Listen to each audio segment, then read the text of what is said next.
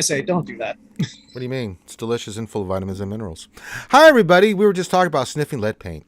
And Kitty Yoda's eating cake. There you go. Welcome to D&D. It's Saturday. It's time to do some Dungeons and Dragons. I'm your Dungeon Master and host, Ranger J, 1999. Welcoming you in for another fun-filled frolic and frilly adventure of Star Wars. Good Lord, I've been doing too much Star Wars today. I have got to go home and rethink my life. But no, we're here to do Wildemount Campaign 5th edition with you guys as we continue on with this wonderful group of people as we play Dungeons and Dragons. Glad to have you guys here. I'll let them introduce their characters in uno momento por favor. As a programming note, I don't have any programming notes. Anything we need to talk about, Finn? Yes, no? RSG? Tomorrow I will be on Twitch starting at 8 a.m. for a September Sunday special where I'll be starting at 8, going until at least 11 a.m. and then any subs donated will add to the timer. So I'll have all that going tomorrow. So hopefully you guys can join on Twitch tomorrow. Well, I'm just doing GAC tomorrow night. That's all I know. Because Monday we start the big giant slog of Conquest again. God help us all. I don't want to talk about it. I really don't. We just got done with this. I'm like, 5 more days until we get started again. It's like, God, did I just do this for hours on the day and streamed it? It's like, Jesus Christ. But that's Swuggo. We're not here to talk about Swuggo. Thank you, Bad Rongo. Hey, Bad Rongo just resubbed. Yay. You should have waited until tomorrow. That would have added the time to my timer to make me go home. But he didn't. He did it tonight. Which you guys feel free to sub tonight if you want to. That's okie dokie. All right. Damn it, Finn. What? Sub again tomorrow. Yeah. See. Okay. Good Rongo. As the other Rongo.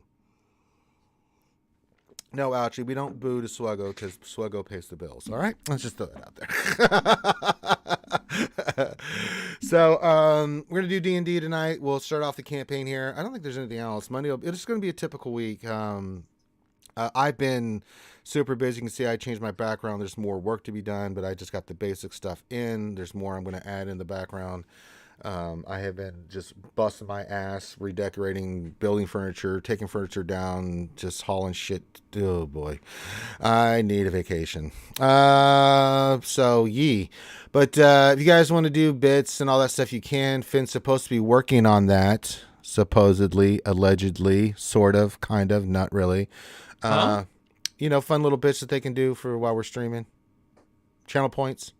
He's doing you're talking about the cards. Yeah, I'm working on the cards.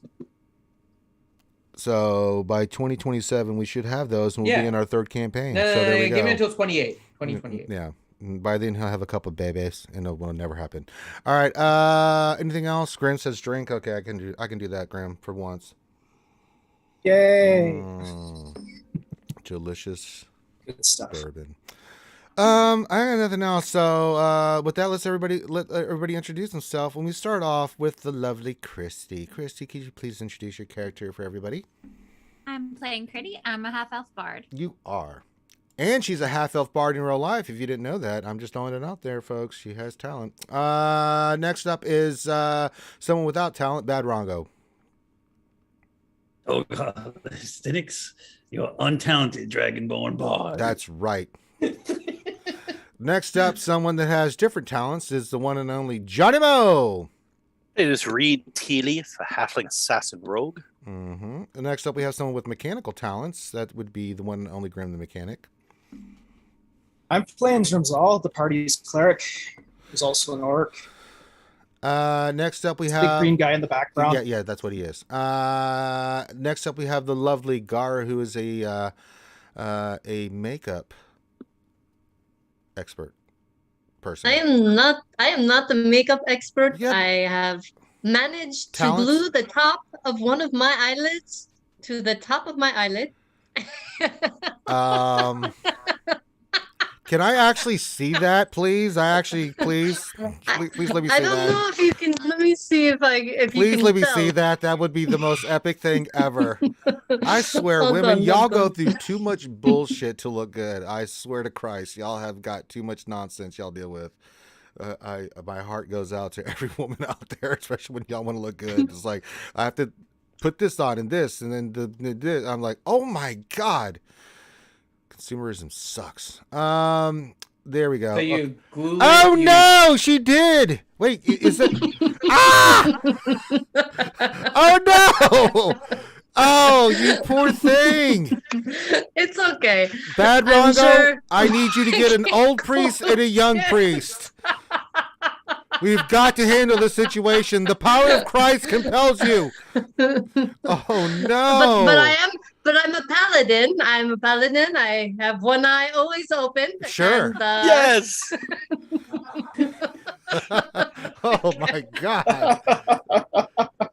Oh, Gara. I'm still working on this, so Yeah. Oh my God. She can't blink to get the tears out of her eyes because her eyes glued open. Ah! Jeez. That's awful. All right. Well, someone who doesn't spend a lot of time in the bathroom, that would be Finn. You do not know that. Yeah, I do. I am playing Balin Nightbleeder, a human sorcerer that is more tan than last week. Mm. And his accent got worse. Yes, it did. It's a trade. Yeah. Deeper, richer, darker, smoky look, or better voice. I don't know. You decide. And then last but not least, bringing it all together is the Kool-Aid Man himself, Fine Corinthian Leather.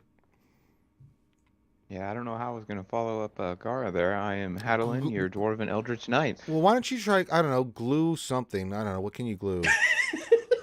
Show us how Well, you maybe- did your makeup tonight. Yeah, how'd it go? Yeah, no, it didn't go well because Zoom won't even start up correctly on its normal application. So I'm joined through a browser. So I must have glued something wrong in my computer. So Well. we'll go with that.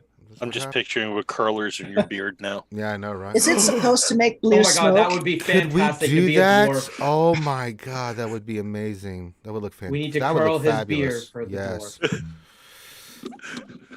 Oh my God, that would be. My father did that, amazing. I believe, when I was a child and he had a long beard. He thought it would be cool to perm his hair and his beard. So, yeah. How did that work out?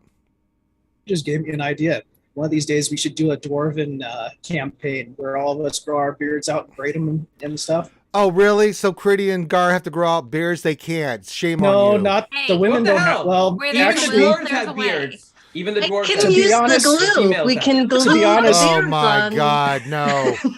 I'm on board with this. well, I'm reminded of a famous saying from the Dungeons and Dragons movie. You need to get yourself a nice, good dwarven one with hair on her chin you can hang on to. I'm going to. That's actually from the D&D I know. movie. I don't want to Yeah. think about the stupid D&D movie. It was poopy. Yeah, I've God. tried to block that movie I actually out. went and saw that in the theaters because I was such a huge So did I. D&D fan. And Lord of I, the Rings gesture mentioned that even the you dwarven females used have to beards. accommodate that statement was disturbing. I just don't. I don't want to think about it. Like, I can't believe I paid this money for this movie. It's bad. It's really bad. Trust me, in the movie, it's worse. Yeah, it's so bad. Oh, But Hey, it is all I a know funny is saying. Jeremy Irons had a blast doing that movie. I know, but that was the worst overacting he's ever done. Well, yeah, but did you hear his whole excuse behind it? Aragon too. I know he wasn't very good in that What a either. bad Yeah. movie. The whole that's reason he another took the bad movie I job- paid to go see. Also had dragons. The whole reason Yeah, he took the I job, wish I he had had just my bought money a back. castle. I love the books. Yeah, I remember that. But He oh just my bought a castle in God. Ireland and he needed to pay Oh, off. Jesus, God. Did you say you love the Aragon books? Yeah, I thought They were all pretty, good except for that last one, which really Yeah. didn't need to exist. but they were pretty good. I enjoyed them. I mean, I really did. I thought they were really well written. But they also read like Lord of the Rings fan fiction. Oh, of course they did, but that doesn't mean I didn't enjoy it. You know? Aren't they just Lord of the Rings fans? I mean, Relatively. I can be honest about Lord of the Rings. Lord of the Rings is a tough read. It really is. I mean, You know, Who that was assigned reads? to my 7th grade English class. hmm Oh my god. Yeah, there's no reading. Oh, I anymore. You read just all wait the- for the everything to Lord of go the Rings into a books. movie. No, Just the- wait The for it to best go thing into that a you can do with the Lord books of the were Rings better. is skip every song Tolkien wrote. Hmm. Great writer, horrendous lyricist. Well, no, his poems are great. I'll actually. The poems are great. Yeah, His Father Christmas stuff is amazing. yeah. But, But the I'm songs that he excited. We writes got are like- The Witcher season 2 getting ready to drop soon. We got Dune coming out. We've got The Wheel of Time on Amazon. Hello. One of my favorite series ever with Robert Jordan. Let's go. Let's go. All right. That being said, we're here to do D&D. Are you sure? I did not have high hopes for that. Have you seen? I was. No, it looks great. Mm, They said the same thing about The Witcher, and The Witcher was phenomenal. They nailed it. The Witcher was amazing. Yeah. You know, Yep. that Henry Cavill Yeah. played Geralt perfectly. Yep. Perfectly. Awesome. Oh, this is all fantasy related D&D stuff, some sort of way thing. But anyway, Anyways, we gotta get the thing started. So I'm gonna hit the intro, and then we'll be back in a minute or two, and then we'll recap real quick, and then we'll get into the game because it's time for Fight Night on D&D.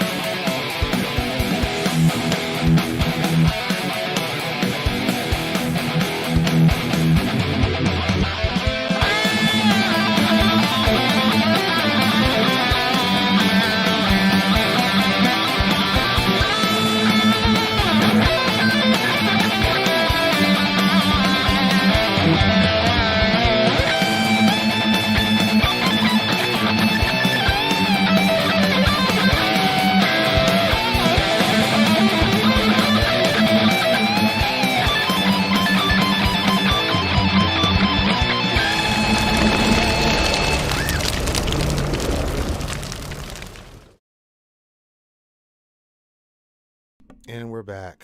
Well, let's get the ambiance. You know what I was thinking, Finn, for the new intro? Mhm. Can we change the Gara one to with Gara with the one eye included? I am not doing that. yeah, and not to mention, Finn, you misspelled Paddlin. It's Paladin, damn it.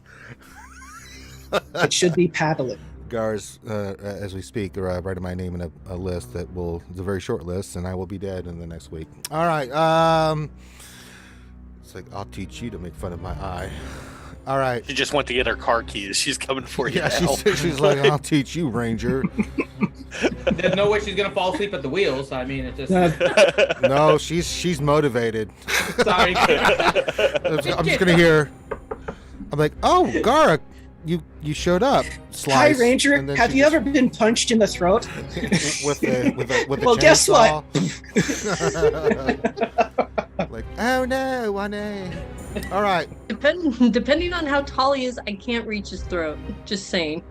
Me and Finn are about the same height, 5'9", 5'10", somewhere over there. I can't remember what we. It's been a So while. she's bringing a stepladder. Yeah. All right. Why am I getting feedback?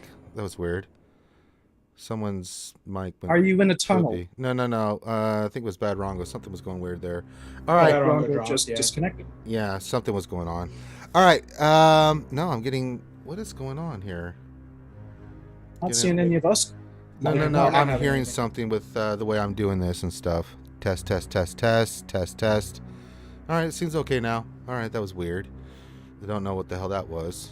It sounded like I was getting like scratchy feedback in my left ear from when I Well, was actually talking. It wouldn't so. be an RSG stream without some technical. Oh, it's all right. I've got a difficulties. backup microphone. You can lick my ass, stupid technology. I've got backups to the backups. All right, when we yeah, it's scratchy now. Is Bad Rongo coming back, by the way, Gara? I don't know what happened. Weird. He did not say anything, but I assume so. But Well, I'll ask. Well, Okay. He's a Yeah, 'cause strange- normally he types in the chat if he has to step away. So. Well, yeah, he does. So he usually says, "Have to take care of the little poopy." All right.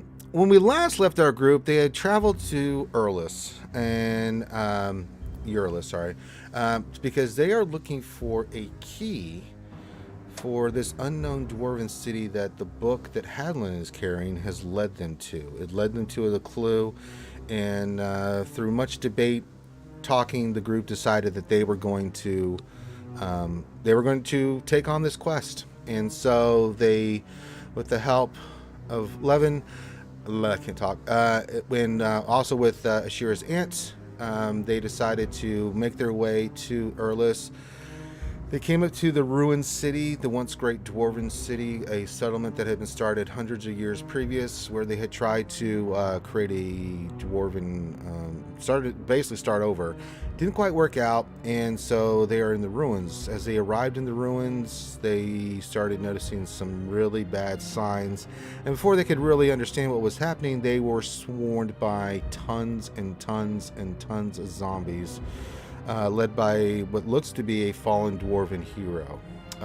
So the group, understanding where they are in the town, I say city, but it's town/city, have made their way to the temple of Moradin, of the fallen of the hammer, and they've just been inside. They've been checking everything out. They figured out that to get to where they need to go, they had to open this coffin lid.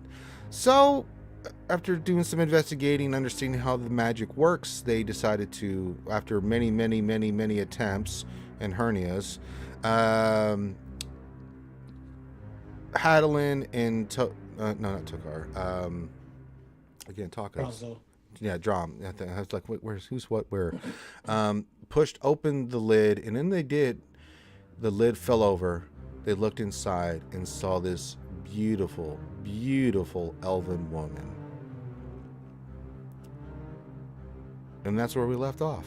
So, Hadalin and Drom, you guys are looking down at this incredibly beautiful elvish woman with her arms crossed in front of her in a white gown that's very provocative. It's more like look like a nightgown. It's white silk. You can see that she's wearing some kind of a necklace that's got a stone on it of some sort that's glowing blue, and she's just laying there peacefully. She's kind of glowing this white color. Look over at Haddon. Oh, this is most unexpected. Yeah, definitely. All right, as soon as you say that, you see her eyes open, and you see blood red eyes. I need both of you to make charisma saving throws, please. Oh no. I wish you trust him.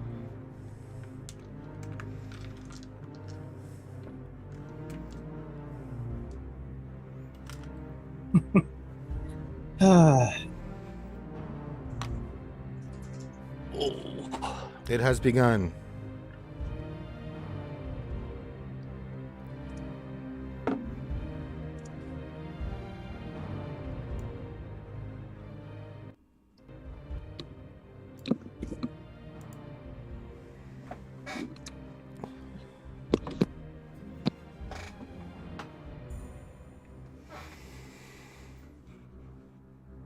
All right. Both of you, as you hear her whisper as she looks into both your eyes, protect. And you guys feel the need to protect her at all costs. So, you guys, thinking this is a great idea, decide to go run in front of the coffin. So go ahead and move your characters there. Standing. Drom and Hadalin jump up front there as you see this beautiful woman just like literally stand up, and then she turns to the group and she says, "Welcome." I had been holding stealth ready to attack anything that popped out of that coffin. Mm-hmm. Does this count? Yes. So I'm stealthed. So this would be an assassinate and everything. Let me look up something.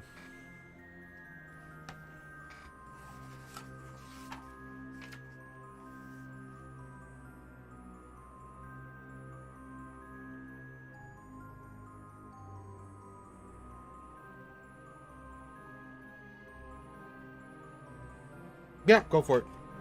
Nice.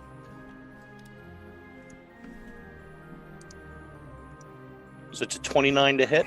That will hit. Oh, not very good. 8, 16. And what are you using to hit her with? An arrow. From what? My magic short bow.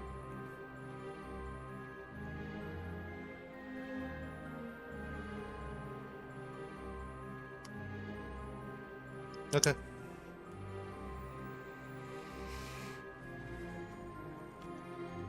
Okay. So it's 34 damage to her. Okay. And then I would like to re-stealth. Okay. Make a stealth check. 21. Okay.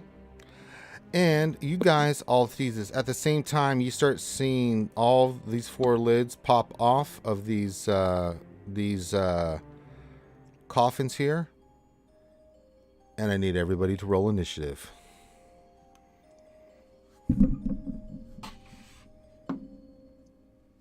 Oh.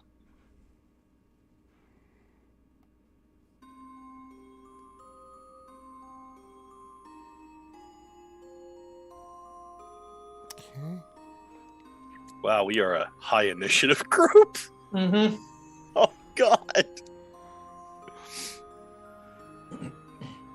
I rolled a 5, but I didn't click on my character token. If you want to add me in there, Ranger. You rolled a 5. Bard's in the back, man. I Times think Hadley Shira rolls rolled high. a Shira. Yeah, Shira rolled a 17.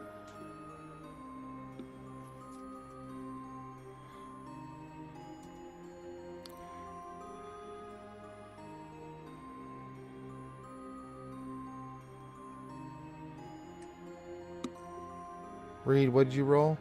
An 11? 11. Okay.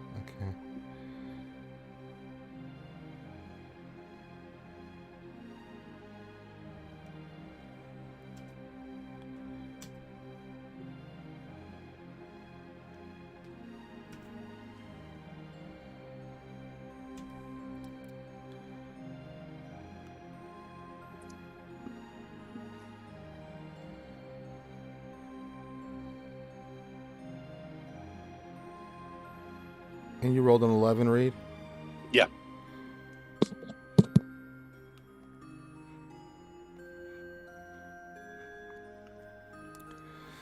Well, unfortunately, they rolled better. So, Yeah, so did the 2 people mind controlled. Yeah. Oh, Let's John. just start behind the 8 ball, guys. Yeah. Mhm. All right. Ugh. These 2 lovely ladies are going to attack Balloon. Mhm.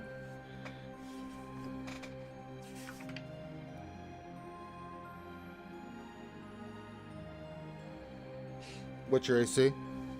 16. Okay.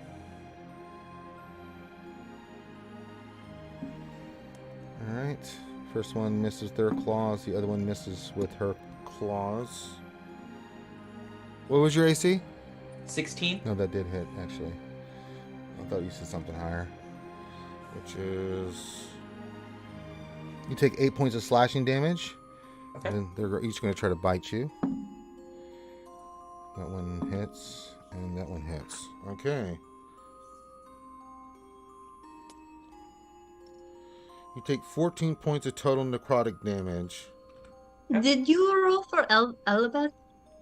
Yeah, I did. Okay. She rolled bad. One of us. Well, yeah, even with her high, she rolled a 2 natural. So. Oh.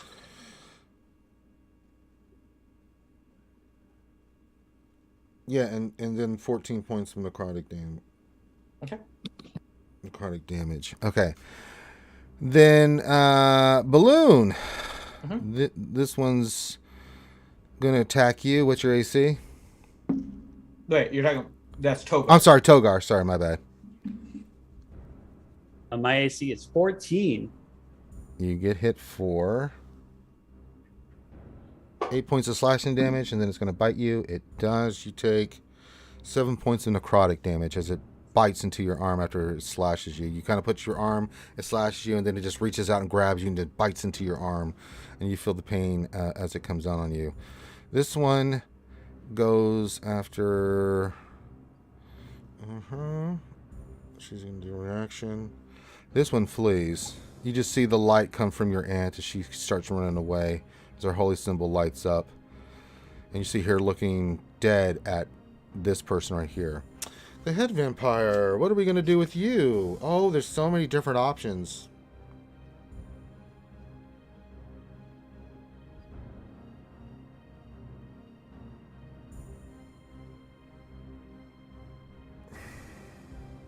Ranger? Yes. Sorry, quick question.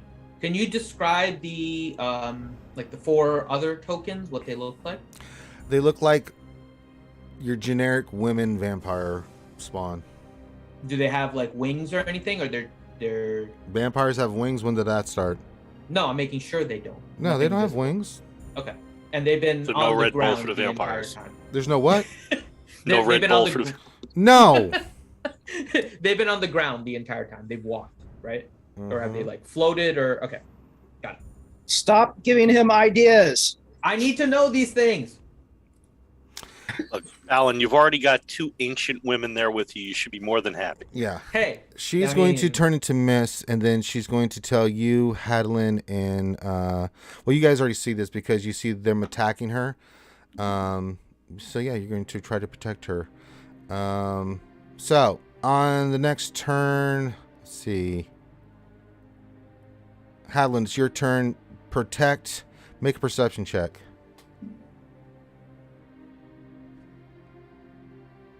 You don't see Reed. You do see Ashira's aunt, so you want to protect, and you see her. She looks dangerous, Hadlin. Yeah, make an attack against her aunt. Oh God. 23 hits actually. Got her. 9 points of damage. Okay.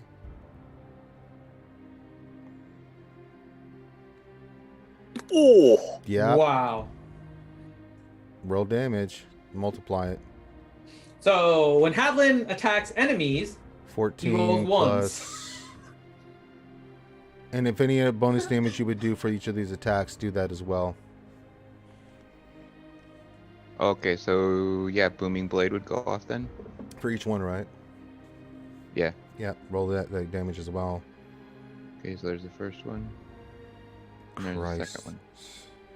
So we you- just have to charm 9, Hadlin before every fight? 23, So how bad do I want to like 27. attack her, kill her? You want to protect, so yeah, your nature is to protect, so yeah, you would do whatever it takes. If you're going to do an extra attack, do it. Well, I mean, do I want to action surge and do it again? Yes, you do actually. Okay, so I'm going to action surge and 2 more attacks. Okay, go for it. Miss. That one misses. Hits. That one hits.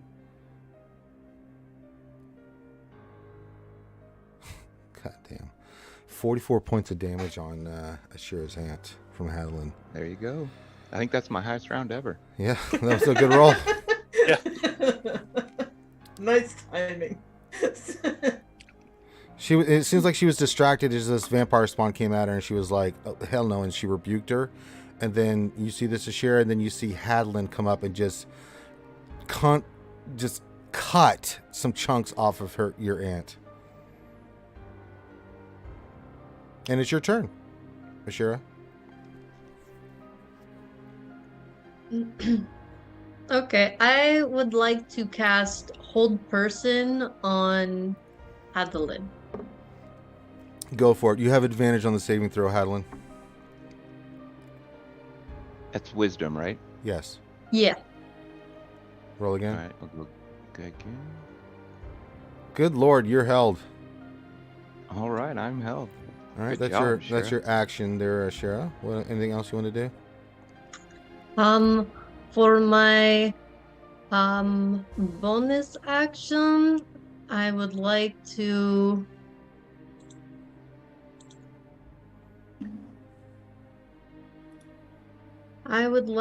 place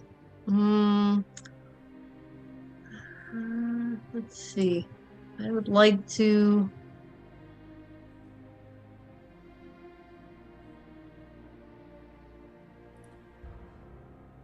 I can't do Thunderous Smite No. without right. Okay. Then I will put Hunter's Mark on the big baddie.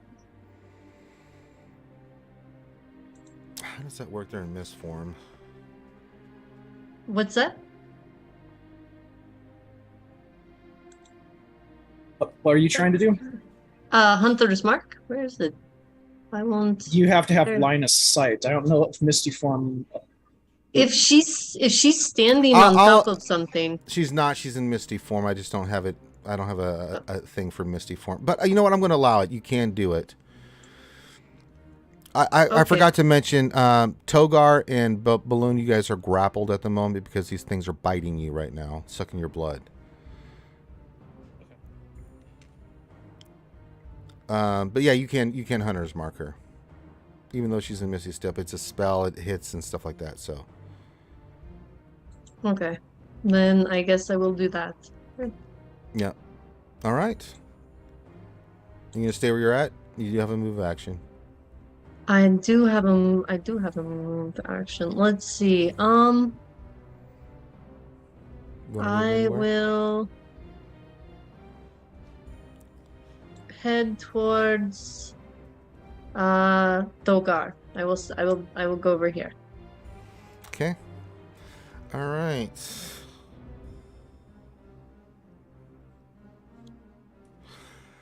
All right. Legendary action. The vampire sees you. They're Reed and is going to form in front of you. What's your AC? 17. Nope, she bites you. Oh, great. And you're grappled. And she clamps. She literally grabs you and just bites into your shoulder. You take 7 points of piercing damage and 10 necrotic damage. And you are grappled. Okay. That's her free action here. Of 1.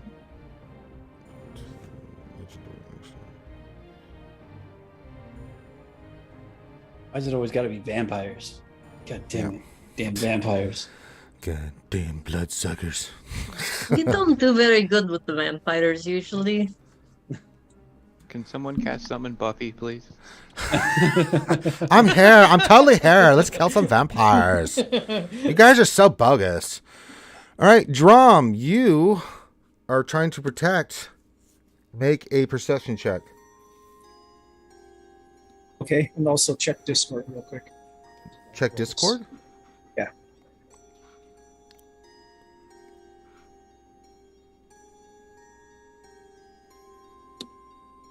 Yeah. Oh, natural 20. Jesus. You see Reed is trying to kill your homie. You don't like that, Drum. Okay. Can What I do do you- what I messaged you? You may do what you like. Okay. So this should be interesting. Drum chants some weird shit. His arm starts glowing green. He places his hand on the floor, Oh no. and Is A he couple casting zombies- something? Wait. Is he Yeah, I'm casting casting. something? Yeah. You can't fourth see. level. I can see him, right? He's inside. You got 2 vampires sucking you dry. Are you kidding me right now? And you're seeing him through her. Am I? You let me know. I No. will leave it to you, Ranger. Am All I right, able Ray, to make see a him? perception check with disadvantage. Okay.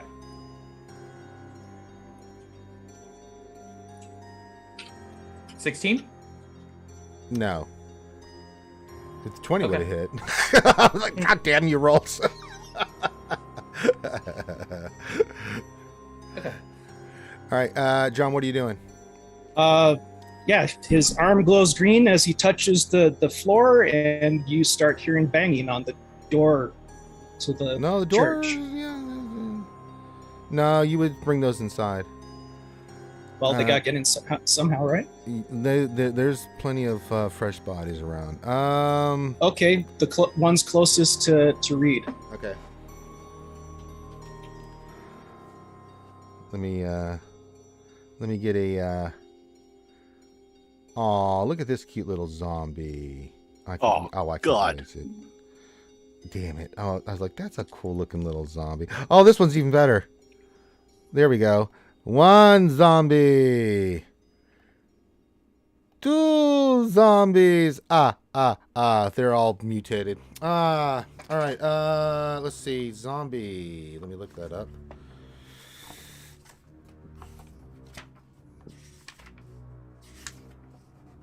No, not UT. No, not a Yugoloth. Congratulations, both Hadlin and Drum. I've never seen either of you roll this well so consistently. I know. It's true. You rolled a natural 20 on perception. Well, actually, wait, you have seen us roll this good before. You know, It's not every in one time session. Not together. every time we've had to do something against another person in the party, we've always rolled good. All right. I need you to make I haven't seen this many 20s. make 2 attack rolls and then add +3 to hit on Reed. First one, you said plus Plus 2 3. or plus 3? +3. Plus 3, so that's a 16 Reed, what's your AC? and a 17. 15. And if no, they miss. So they don't do any damage to you, Reed, but you are surrounded. All right. That's your turn, Drom. All right, Reed, you are up. Good luck.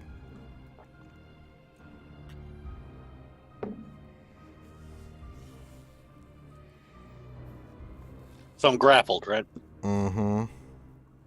She's got you in the air and is biting you. You're going to have to make an athletic check to try to get away from her, or I'll let you do acrobatics because you can kind of be squirmy. Yep. Let's try that. Go for it. 21. She's going to try to contest. What's her strength? Good lord, she's super powerful.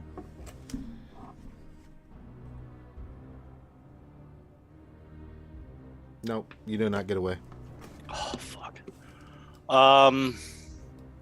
Vampires, man. Yeah, this is swell. Makes you wonder how this would have gone if we had tried talking first. Well, she might Or- control 2 of our biggest people right off the bat. Or not opening up a sarcophagus in a crazy graveyard of evil.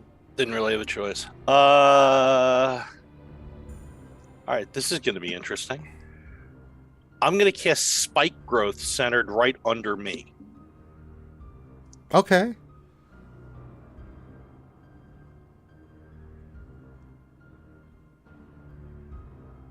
Roll damage. 2d4. Okay. The zombies are 7 really... damage. Yeah, the 2 zombies take damage and not the vampire. She just looks at you like, oh, curious.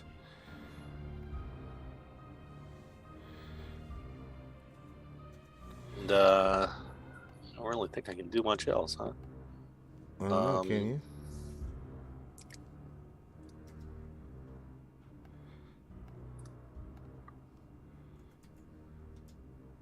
Disengage wouldn't do anything. Not while you're grappled. If you, Yeah, she was just standing there, you could disengage, and yeah, absolutely, I would. All right, out of curiosity. Yeah. Since I cast a spell as an action, would I be able to use my offhand attack? Mm-mm. Okay. All right, then I'm done. Because you're still grappled. All right, that's what I figured, but Yeah. worth a shot. She's taking a bite out of Reed. All right. All right, Balloon, it's your turn.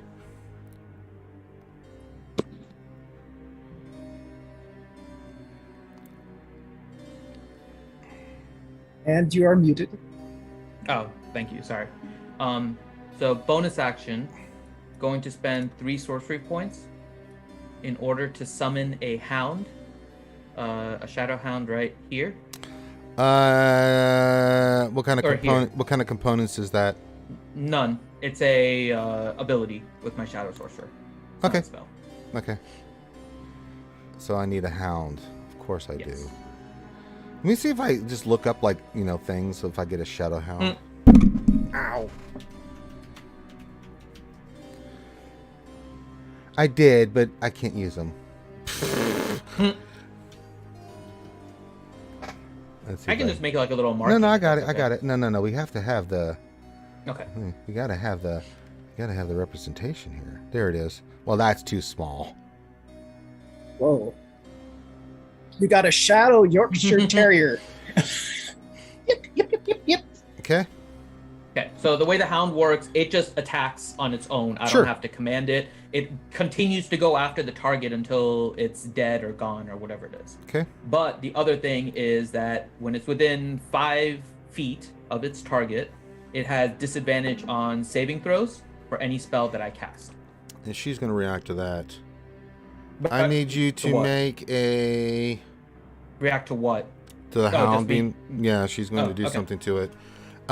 Make a... For the hound, I don't know what the stats are on the hound. I have the stats. Make a... Intelligence saving throw. Oh, well, that's not good at all. Is she casting something or? Yes, she is. Then I will use my reaction to What are- counterspell.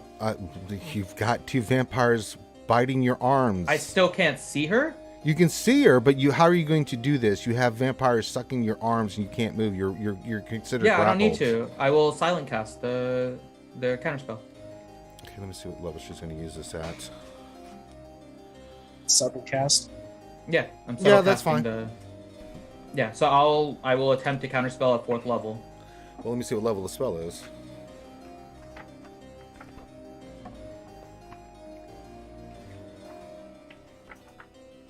What level spell did you just use to summon the hound? It's not a spell; it's an ability. Oh, that's right. It's an ability. My bad. Mhm. Keep reminding me of that. Mhm. Okay, magic is seriously... No. What level are you casting your... 4th. Roll a d20. Okay, come on, dice. First D20 roll here. 15 plus, what is it, Arcana? I just need a Which is- basic 15. Oh, yeah, it's a 15. Yep. Okay, you counterspell her. Okay. That's your reaction that you can't do anymore. My reaction, right? So Yeah. I still have my action, though, right? Yeah, So yeah, I it's use your my turn. action. Your reaction's gone now. You can't Yes, help my anybody else reaction is for gone this for the turn. rest of the turn. Yep. Yes. And then action.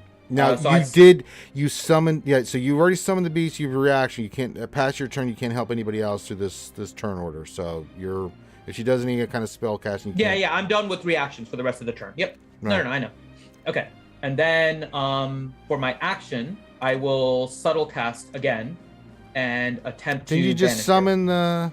Didn't you just summon the hound? That's Oh, a that was bonus an action. ability. God damn it. Yep, that's an ability bonus action. Yep. So then action, subtle cast, and trying to banish her. Well, fair's trade. So- Fair's trade. Mhm. She'll counterspell that, but god damn it, I can't do any more of her legendary actions, bastard. Okay, so yeah, that's a 4th level that I'm casting. So Yeah, she I doesn't don't know like what you she's right countering now. it. Yeah, I'm figuring that. Okay, so that's it. she has counters the- hungry eyes for Balin.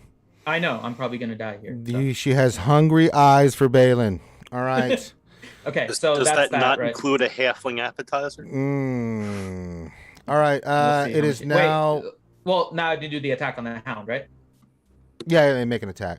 Yeah. So it will attempt to bite. 23 to hit. Hits, no effect. Oh, okay. Mm-hmm. That makes you think for a second.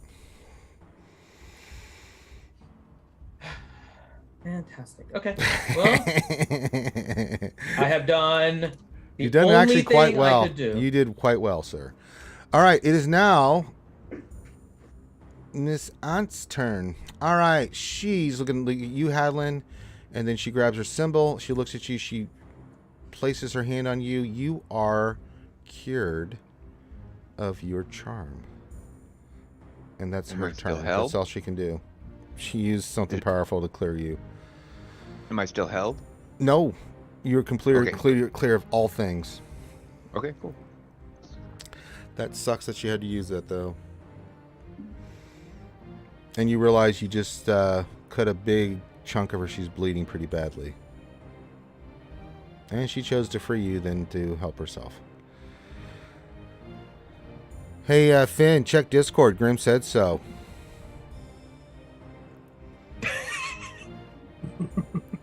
I saw. I was in the middle of my round when you sent. I know. I was like, hey, Graham. That's why I didn't say anything. I was waiting I know. until after you were done. Yeah, you know? no. I know. No, I was thinking the same thing. Don't worry. All right, Critty, your turn.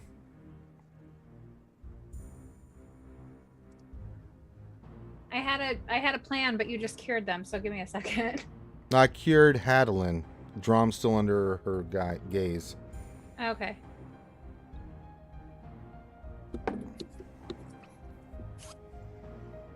All right. Well, if Drom is still under her gaze or under the thing, I'm gonna cast Confusion. Go for it. And I'm gonna target right here. That's fine. Which is a 10-foot radius. It's not gonna affect anybody else. Gotcha.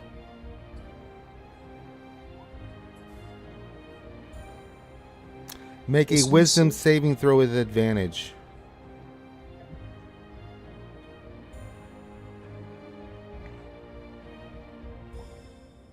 Yeah, no effect, Critty. Okay.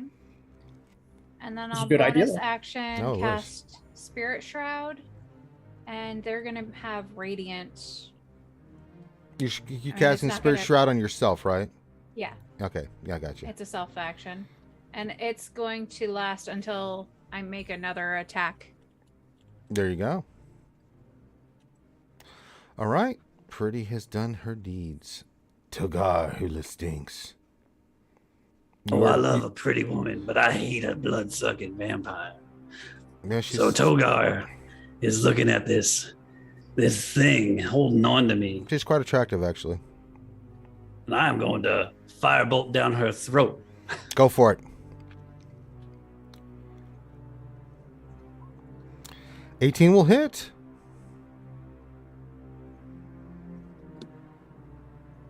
For 16 damage. All right. Ouchie. All right. Anything else? And I'm grappled, so I can't move anywhere. As a bonus action, I'll look over to a Shira next to me. I'll be like, "Hey, Miss Fine Paddling, What? you better finish off. You're gonna finish off this vampire for me. I see the light of God coming through that blade of yours." And What I'm did gonna you cast say? Bardic Paddle? Did you Inspiration. say paddling? It fizzles. I'm respecting her preferred You. subclass. Bastard. Paddling Paladin. Take your D8. I shouldn't because you called her a paddling. It's a custom subclass. But sure. It was on purpose. Yes, I'm sure it was. It was extra work to remember Sure, how to yeah, say it that's what wrong. happened. You're a very bad man. All right, it is now the vampire's turn. Yeah, you look busy, Raid. So she's going to, over to you, Balin. Balin, what's your AC? When do I go? Didn't you go? Yeah. No, you you're went- 17, Shira. I was first, huh? No, you're second, You behind went- Hadalin. Yeah. And behind the Okay. vampire. Yeah. Okay. Yep. Sorry. That's Continue. okay. No, good questions. What's your AC there? 16. 1-6. She hits you for so many. Why did you have to summon vampires or zombies? You know, you didn't have to put them in here. I didn't have to do that. You're right.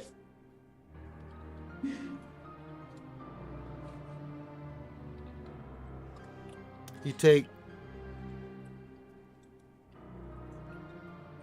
7 bite damage, Balin, plus 10 necrotic damage, and she wraps you around in a hug and starts squeezing you. Make a athletic strength check.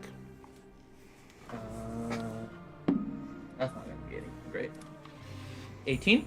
No, she take an additional 10 points of damage as you were squeezed by her, and you still have the other 2 biting you. Got it.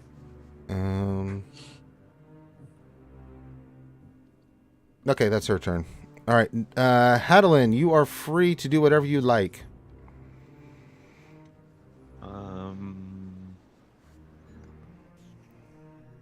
I'm gonna jump to there. You do a jig. With my fancy boots. That's right. And I'm gonna attack twice onto the main vampire. Go for it. What kind of weapon are you using? My battle axe. Is it magical? Nope. Okay. Okay, miss. Miss. Whole lot of nothing then. All right. Okay. That's it.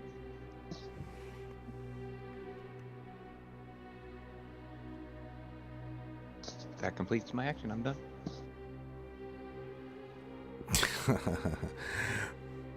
Vampire's going to take a free action, legendary action. She is going to do something. Critty, you're not going to be happy with me, but I have to do it.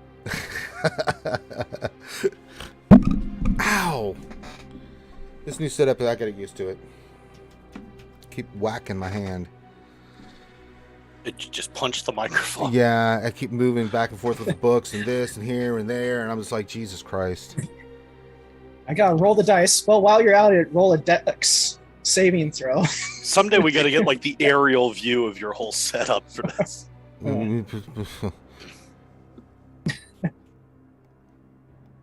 Pretty, you get surrounded by 2 wolves. Oh, if they'll let me paste it on here. No, stop it. Oh, you're so stupid. Copy. 2 wolves. Thank you. Critty got slammed by a giant floor tile. Oh, You hear no. the vampire just scream, and They then you killed see Critty. 2 wolves appear next to you, Critty. What's your AC? 14. Okay. All right, you take 4 from one bite as it latches onto you, and then another 4 from another bite. They rolled 1 on their damage. Horrible. Oh, God. But you are considered grappled now as they bite into you. All right. That's your free action. Well, one of them. All right. Shira, you're up. Okay, I am going to attack the vampire attacking Lestiques. Yep, she is just sucking his blood as you watch. All right. Well, then.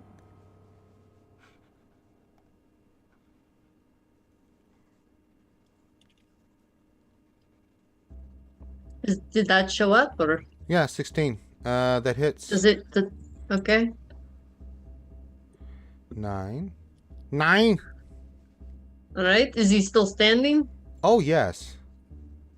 Okay, then I will go ahead and hit him again. It's a her, but that's okay. Oh no, Oh, no. I will not. Roll a d8. I'm sorry, a d4. A D4? Okay, hold on. How's this? Okay, there it is.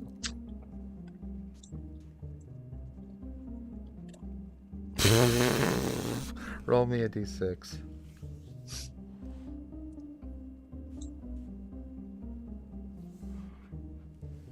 Two. Roll damage, please. Togar, as this thing's biting you, you see Ashira come in and she does some damage. She hits it and then she goes for this big attack, completely misses the head as she tries to cut the head off this thing, and hits you for 13 points of damage. Does she want to use her bardic inspiration for a little extra damage while we're here? No? No, she didn't say she did. Okay, let's check it. Yeah, inspiration doesn't affect damage rolls. No, Thankfully. I know. That was the joke. Thankfully. Oh God, that'd be awful. That would 999. I see Zach the Fair. Welcome. All right. Yee. All right. Sure. Can I have a bonus action? I don't know. Can you? I would like a bonus action. I would like to do Channel Divinity on the vampire. Not the big vampire. This not one the right here. vampire. No. This This one? one. This one. Okay, what do you want to try to do?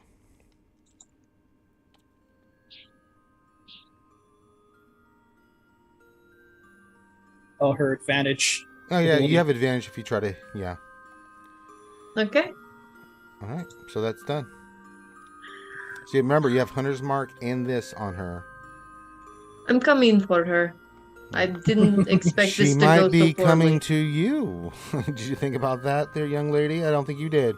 All right, Drum, you are still under the power of the vampire. So you've got your zombies attacking Reed. What you got to protect her. Okay. You see this hound attacking her. What are you going to do?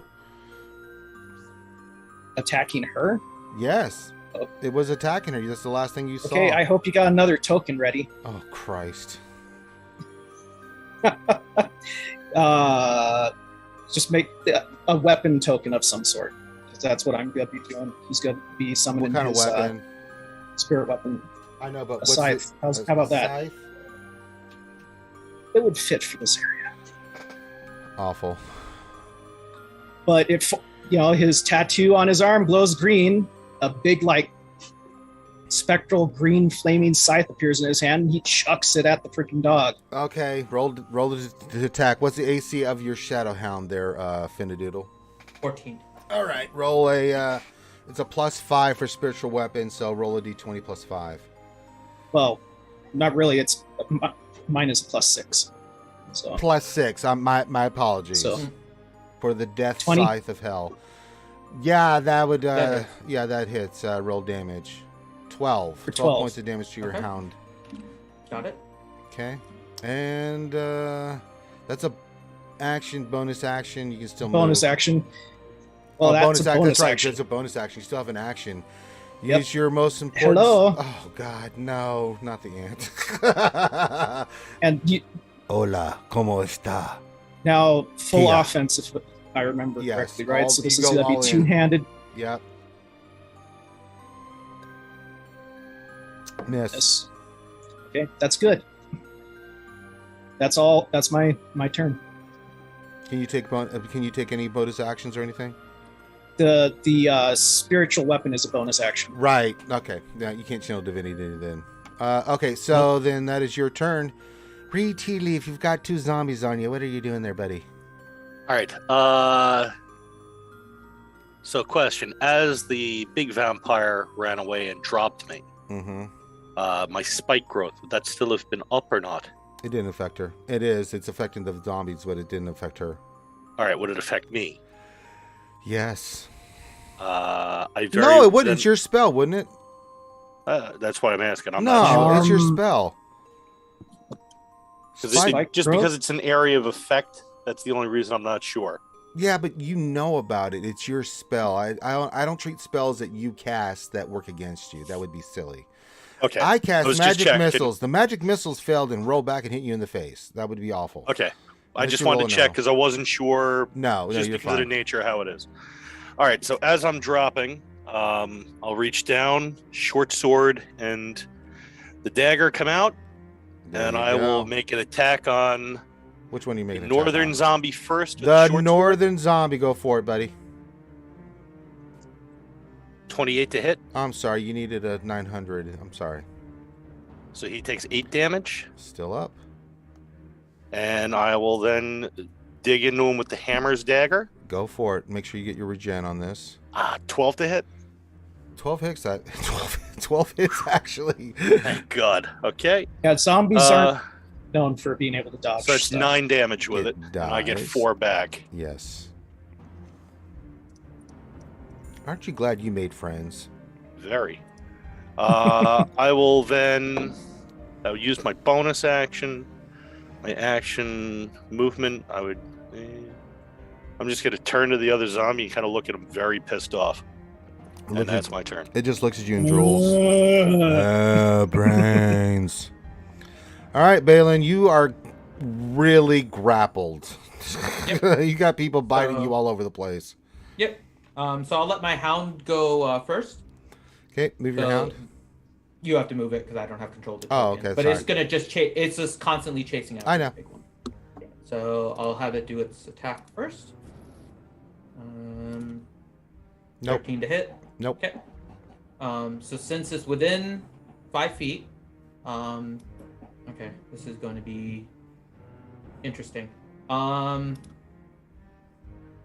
As a, I don't know how this would work on you if this is like a bonus action. Mhm. I'm holding my longsword. Is there a way No. while grappled that I can try and throw it towards Hamlin? You are grappled. You cannot. I can't even like try to like flick my wrist to try and Okay, move, like make just throw it. You either have a choice. You can try to break the grapple, and then you can do that, or if you do, I'm going to give you a severe disadvantage on this. I will take the disadvantage. I don't want to try and because breaking the grapple would be an action, right? Yeah, you've got a high DC on this. If you don't make this, I'm just going to say the sword drops to the ground next to you.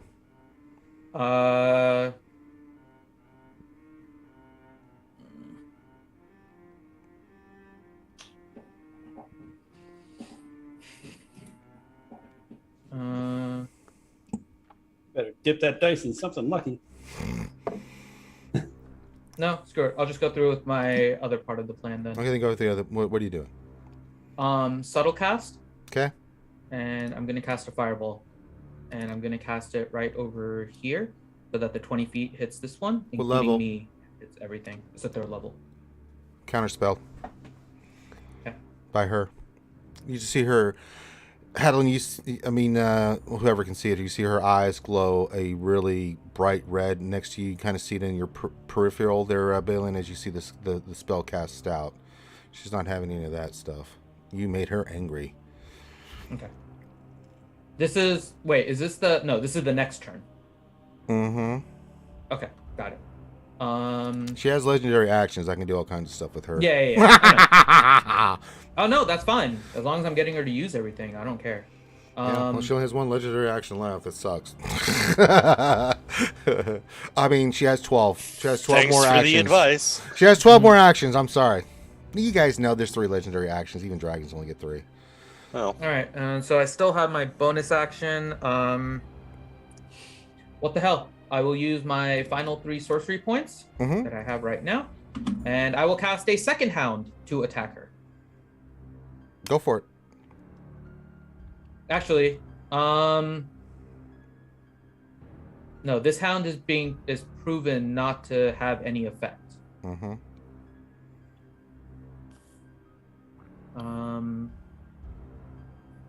I'm gonna summon my own hound to attack the hound over here near Critty. Oh, okay, go for it. That'll be like my dying action here. So yeah, I'll summon another hound right over here. Okay. And it'll attack the hound on the other side of Critty. So since there is no other unit there, the hound gets advantage. Yep, right? go for it. Okay. So it'll try to attack that one. So No, that's a 24 hit. to hit. Roll damage. 13. Dead. Okay. And then the hound poofs. There you go. And that's it for my turn. All right. It is now the vampire spawn's turn, and they are going to attack. The 2 have advantage, big advantage over you, Balin. Yeah. Sorry. It's okay. You I'm take doing what I can to drain them. So 6 points of bite damage as you're sucked dry. okay. Then another 12 points of suck damage as you are sucked dry. Okay. And Still up. You're still going to do it 1 again. hit point. More. Take 7 points of damage as you were slashed in the gut as one miss, but then it tried to slash you through the gut. Okay. So you take. So 7 damage. Yep. Okay. So All right. that hold on. So that means okay. So that drops me below 0. But hold on. This You stay triggers one of my... once you drop below 0, just put you at 0. That's all you need to Well, That's how 5th edition worked. There's no negatives. do. Yeah. Not oh, until, I know. But this triggers one of my abilities. Go That's for why I'm double checking. So Oh. so when damage that isn't radiant or from a critical hit, which this wasn't, Mhm. reduces you to 0 hit points, you can make a charisma saving throw of 5 plus the damage taken. So that was 7. Mhm. On a success, you instead drop to 1 hit point, and then I can't use this until long rest. Okay. So I Go have to for make a charisma saving throw, try to get at least 12. Yes! Yes. So I'm at 1 Nice. hit point. 1 hit point. Nice. Okay. And that's the first time I've managed to use it. Okay. Okay. All right, that's it. All right, the other one on you, Togar, is going to keep sucking you dry as it hits. You take an additional 11 points of damage as it is sucking the blood right out of you. This one does not want to do anything with your aunt. She's going to come over here and attack you, Ashira. What's your AC? It is 20. She misses with her slash. She's going to try to bite you, and she does bite you. You take 6 points of damage, and you are grappled. Oh, you also take you take additional damage. I'm sorry.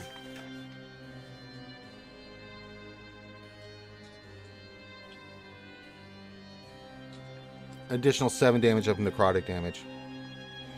Unless you're immune. When I'm resistant to necrotic damage, what does that mean? That means it's halved. So, whoops. So, oh, I do have that.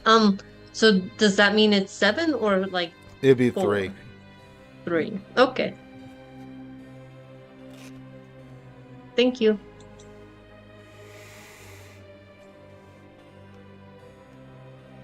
Okay.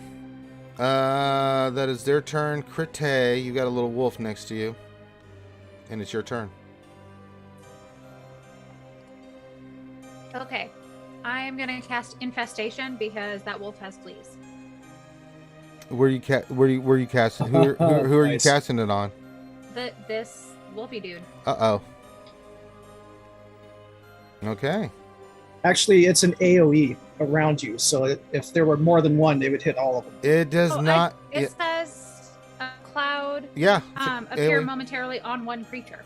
Yeah, it takes damage. Oh. So 2 points of damage. Okay, and it should also take my Spirit Shroud. Oh, that's right. So roll damage on that for me, please. Let's see. It should be 1d8 if I think. Just Hold go back on to one the second. spell and I'll go back and look at it and see what your damage Yeah, was it's on 1d8. that. Let's see here. Crite. I think radiant damage was 5. Yep, it's dead. I just went and looked at what you rolled. It's dead.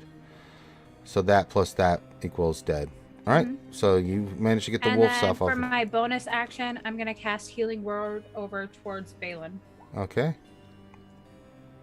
You get 9 points of healing damage, and you are positive 10 there, Balin. Nice. But then the legendary vampire is going to use a legendary turn here before we take Takar's turn, and she's going to continue to bite you, and she is going to do that, and you take...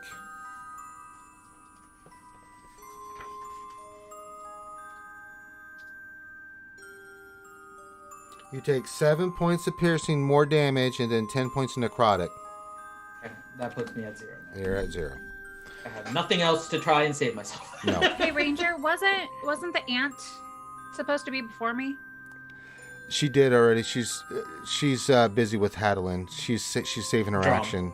The Drom, yeah. She's going to do something here. Okay.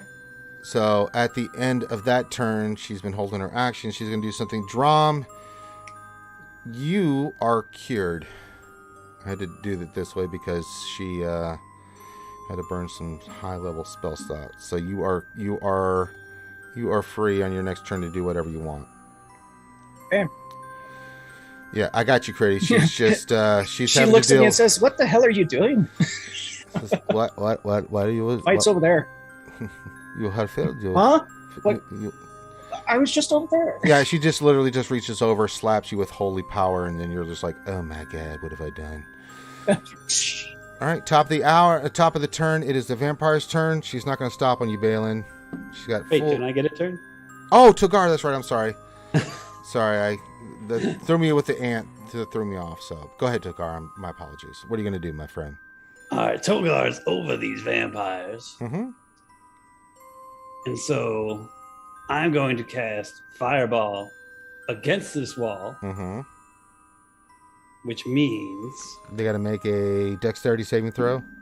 It will only touch these 2 vampires. Yep, they didn't hit, so roll your damage.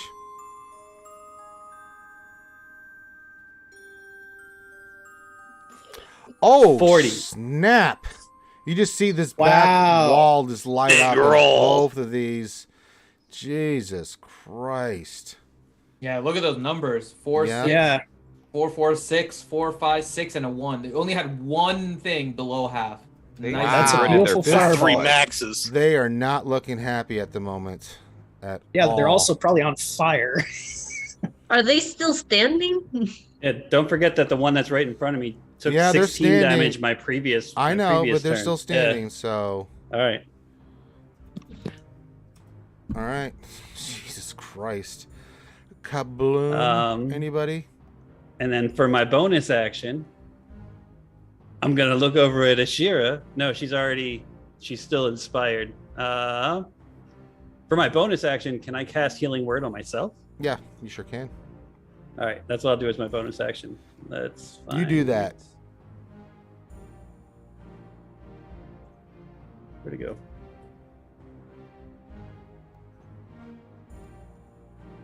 So I get 9 points back. 9.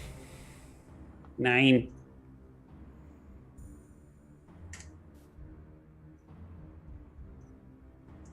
And I'm still grappled, so I can't move. So that's my turn. All right. Now it is the vampire's turn. She is going to not stop on you, Balin. Sorry, buddy.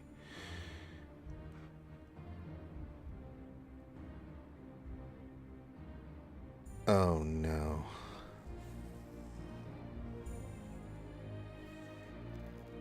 Balin, how do you want to go out? She just rolled a natural 20. That's 2 fails, though, right? That's 2 fails. Oh, that's right. You haven't rolled a. I thought you had already yeah, rolled I one. haven't had My to roll bad. yet. No, I haven't had Okay. to roll yet. Okay, so then you're still up. Okay. Okay. Yeah, so you're already at 2. I have 2 fails. 2 fails.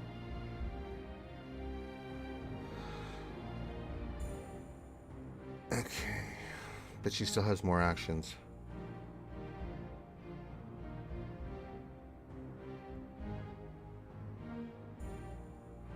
Sorry, Finn, I gotta do it. Mhm. Yeah. You're dead. Yep. You're dead. Mhm. I'm gonna turn your character to the side. You're dead, and they're still sucking the blood out of you. Sorry. That natural 20 sucked. I'm sorry, dude. I didn't mean to do that. I apologize. That's just the way it rolled. No, that's the way it works. Yeah, you are completely. You're double dead. All right, that's their turn. That's her turn. All right, you guys hear a horrible gurgling scream as Balin is killed in front of all of you. Hadlin, it's your turn. I'm gonna try and grapple head, big vampire chick. You're gonna do what now? I'm gonna try and grapple the head vampire chick Okay, go so for she it. can't move. Okay, make an athletics check versus her. That should be fun because And he's a giant freaking dwarf Yeah. right now. I have advantage I- on my strength. Yeah, go for it. And I went after Oh, one, so that good thank thing. God you have advantage. Yeah. No, she you do only not- a 14. Yeah, you don't grapple her. All right. Well, I'm just gonna save my bonus action then. I'm not gonna use that. Okay. That's all I can do. Okay, Ashira.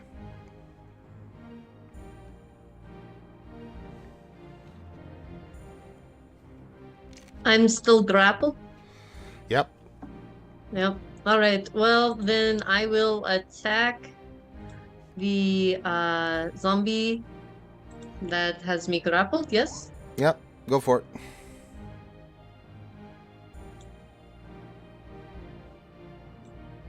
That'll hit.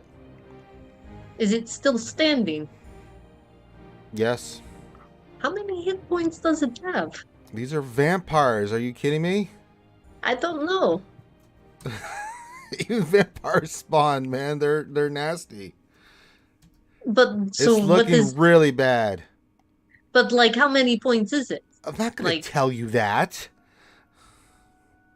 That's not something. People, No, it just looks really rough. I don't know. That only happens in computer games. If you think about it, the one that's grappling me took 16 damage plus the fireball. Yo, And can I now make a yours is perception taking check to see the fireball health plus bar above 13 it? damage. You should have just had your backstory beat. You were a cheerleader from California. Me? Yeah, that would have been your Buffy. All right, you can make another attack. Oh, yeah, Buffy the Vampire You Slayer. can use. I'm just going to throw this out here, Shira. You keep forgetting this. Smite. That's a hit. Yeah. Smite. Also, I have inspiration. Yes, you hit. Roll damage. You might want to smite here, Shira. These are Okay. undead. All right. Let's see. Then Okay. Do you want to smite? and yes, I will smite. Multiply there's- your damage times 2. But 22. No, not this on your smite. So roll whatever level. Oh, on my smite. smite. Hold on. Right.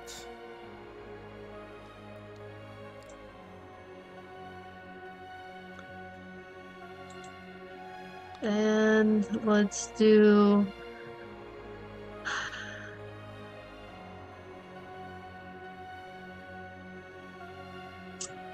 See, it's a 2d8. If you're using the basic form of it, yes. So roll 2d8 yeah. and then times it by 2. If you're going to use the basic. Okay, so that's the basic. So 22. So it was No. 22. So She was- 22. This one explodes in holy light as you feel the power of Corlon course through you in vengeance as you see this thing it just turn to ash in front of you as you swing through it. The power of Corlon compels you. Yes. If I had realized how bad it was, I didn't know. Okay. Mm-hmm. And that is all my things. Yes. Yeah, that's your turn. You feel like Corlon's kind of give you a nudge in the brain, like, why don't you try Smite? Smite's pretty good here. She's undead. All right, Drom, you were up. Okay, it's about to get really, really bright in here. Drama's gonna move over to here, Okay. and as a bonus action, he's gonna pull that stone out of his pack that he cast daylight on earlier. And the room is shed in 60 feet ball of him in bright sunlight. Anything that's vulnerable to sunlight will take 20 radiant damage. How's she gonna react to this? She has one more legendary action, I hear. She does. There's quite a few, actually. Make a dexterity saving throw. Is it a spell or just a legendary No, action? this isn't a legendary action. Okay. Let's see. Oh. So I do get my shield master on this. No. It says, when not incapacitated, you add your shield. Dang it, stupid. Dexterity saving Hold on a throw. second. Whatever you add to your dexterity saving throw. Okay, plus, let's see here. Where's my shield? +3 from the shield. And then +4 from Mashira, correct? Mm-hmm. So that's 19. So 15, 19. She still succeeds. She knocks it. As soon as she sees you doing that, she turns to you, knocks it out of your hand. The stone flies to over here. She's not having any of that. It flies over there. Yep. It still sheds 60 feet, so... She didn't even let you activate it. As soon as she saw you pull it out of your No, hand. it's always on. Okay, well, That's the fine. daylight spell. So if it's way over here, Yeah, it'll but don't still you have hit. to activate it first? No. How It does that brightly work? glows for 1 hour. It's the daylight spell. I know, but don't you have to activate the stone to turn the spell on? Mhm. So you just pull it out and it just automatically activates. Mhm. Let Yep. me see that. Let me see that, please. Let me see that item. Cast it again. It's not an item. That was the spell that you had cast as soon as we'd walked in here, right? Yeah, I wasn't expecting freaking vampires. Oh, but you okay? So it's not the stone that has a spell. It's you that's casting the spell on the stone. And I he had cast done the it spell on when the we stone first walked in here. before we walked in Okay. last session. Yeah, it goes off then. So anything within 60 feet of there still will get. I mean, she's still in it. Actually, all of them are in it. Yep. So they. Cody's the only one that's not. Okay. It's really bright in here now, though. It is. Okay, and my action will be. Good Lord, I'm glad I decided to cast that last session.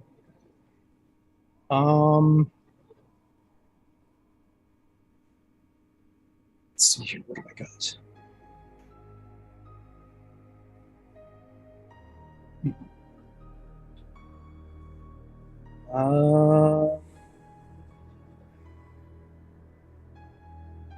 My last 3rd level slot.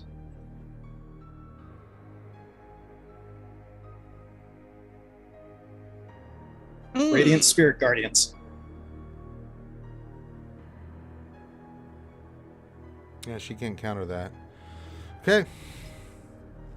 So That only affects enemies, right? It doesn't affect. Yeah. Well, I can choose. I'm going to choose enemies. So, pretty much, what is it? 15 feet. So I'll hit this guy. I'll hit the main one. Yeah, but I'll miss these two. Yeah, I got it. On the return. Gotcha. All right. All right. I'm assuming it's Reed's turn. Yeah, I'm about to try to skewer the hell out of this zombie. So first attack. Oh, with the actually, short sword. come to think of it, wait, Reed, that one stops paying attention to you. Oh, Why would it? I forgot about that because it's still controlled by. You didn't use your bonus Trump. action to tell it to. You didn't control it. Well, you use the bonus action to. You did all your stuff, Attack. man. Oh, I okay, asked okay. you. It's still attacking Okay. Reed. all right. So I'm going to attack it. Yep. Go for it. So short sword first. Go for it. 27. to Oh hit. no, you missed. So it's 8 damage to it. It's still up. Bonus action, hammer's dagger. Go for it. 22 to Go. hit. Do roll that beautiful damage. 11 damage. It is dead. And I get 4 back. You do. All right. So it's action, bonus action. I have movement left. I'm going to run over here next to Auntie. Okay. Sort of look at her and be like, "You all right?" No, I'm not. All right. Well, that's all I can do right now. Can I hand her a healing potion, or would that? Not after what you just did with the All right. zombie. You cut that thing to shreds. All right, that's what I figured. All right, that's my turn. All right. Balin is dead. It is now. My hound is still up though. It gets an attack. Oh, you died. It disappears. No, the hound is separate. Are I don't you think the hound sure? I'm pretty sure the hound isn't tied with me. It's just kind of like a mindless thing I had summoned, and now it just goes for like 5 minutes or until its target is reduced to 0 or it's reduced to 0. It's a fire You and know- forget weapon. I'll allow it just for fun until I can look at it. It's but a heat-seeking. make an bird. attack. Okay. Granted, it's going to be worthless because it's not magical, so it's not Yeah, going to do that's any not damage. going to do any Rip damage. Yeah, doesn't know so- that. I know, yeah. but still, what the hell? 12 to hit. No. Okay. She's going to take a legendary action. You guys cannot believe this. She's going to zap over here, pick up the stone, move over here, throw the stone in here. She's going to take some serious damage from this. And then move the coffin lid back on top of it. Oh boy, that hurt. Let me do some damage here. Did she just crawl into the coffin or throw the stone in the coffin? She threw the stone in the coffin and shut the lid. The daylight's gone, but she took some serious damage from that. Okay. Ouch. And she also took damage from my spirit guardians too. Yeah. Yeah, no, she resisted that, but she that didn't have any effect. Okay. But the other one's got to try to save. Now, what's the DC save on that? Spirit Guardians? On DC the 14? Spirit Guardians, DC 14. Yeah, they do. They do. If they make it, they don't take any Well, it damage. was just or one. half? I don't think these two were in it. Oh wait, No, they're that in one's it. It in would be. Yeah. So if they try to That leave, one's they not. take damage, right? They take initial damage if they don't make the save, right? They take damage if they start their turn in it. Right. Of course, they need to make the saving throw each turn that they're in it. Yeah. So they don't care. So they're gonna come over to you, Drom. Nom nom nom nom. What's your AC? 21.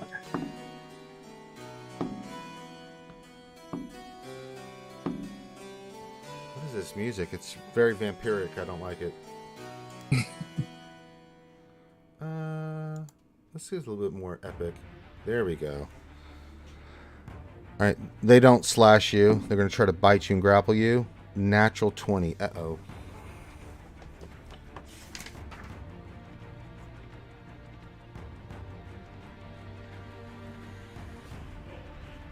You take 12 piercing damage and 14 necrotic damage.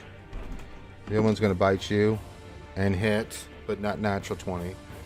And then you take an additional 6 piercing damage and 7 necrotic damage, and you are grappled. Because they swarm you. And then the one next to you, Togar is going to swing at you. What's your AC? 14. It hits. You take...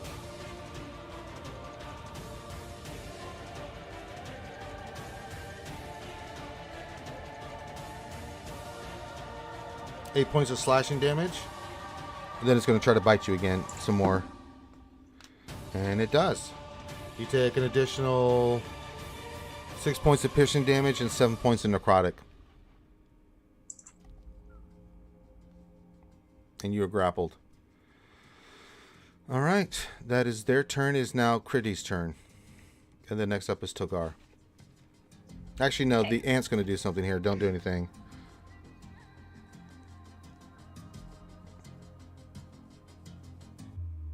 Did you say don't do anything? Yeah, because the ant's going gonna to take a turn. She's going to use... I thought that's what you said, but then you didn't say. I anything, know. and was I like, forgot maybe about I her misheard. because she rolled the same as the damn zombie. So it threw me off a little bit. Or the vampires. She's going to go attack the vampire.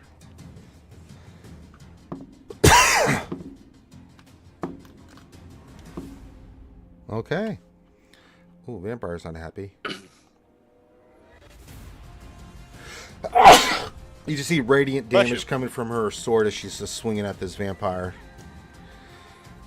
She sees an opening, and damn it, she's going to take it. She's upset. All right, that's her turn. Okay, go ahead, Critty. I apologize. Okay. Wait. 1 second. Excuse me. Bless you. Zuntite. Well, when allergies kick in, they really kick in. Oh, I know. Been killing me for a month. I want to cast hay fever on the. Can you cast some Benadryl, please?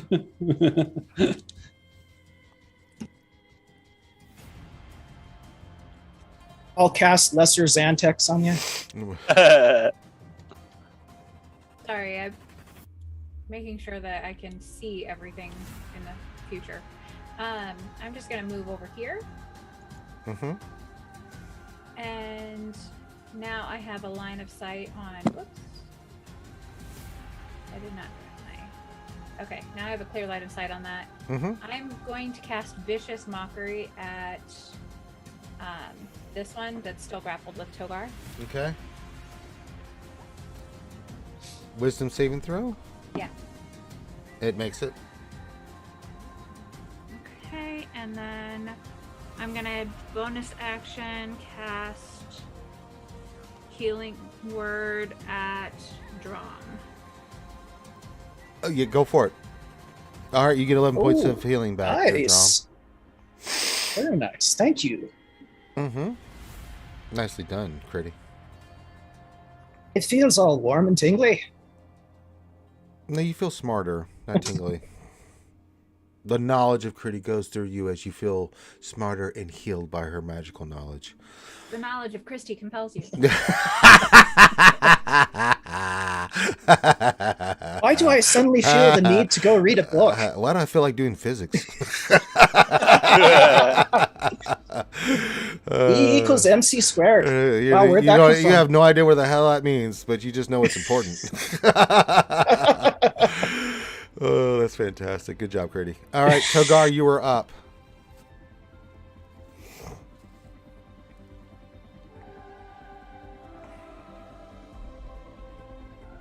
Did Balin fail all of his saving throws, or he still has?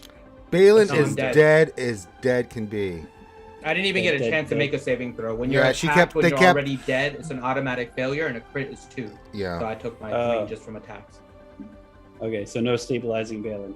All right. Well, I'm still pissed off at this friggin' vampire in front of me. Mhm. So let's try another firebolt right to the frickin' face. Go for it. 27 to That'll hit, hit. and 9 more damage. To It is looking really bad, but it's still up. All right, bonus action. I'm gonna cast Healing Word on myself again. I'm down to for it. like 3 hit points. Oh God. Actually, I think I'm gonna cast it at 2nd level. Is that okay? Yeah, that's fine. So, fucking 10. All right. Well, Hey, 10's it's better than 9. Yeah, that's right. 9. All right, the vampire is not happy. It's going to attack your aunt.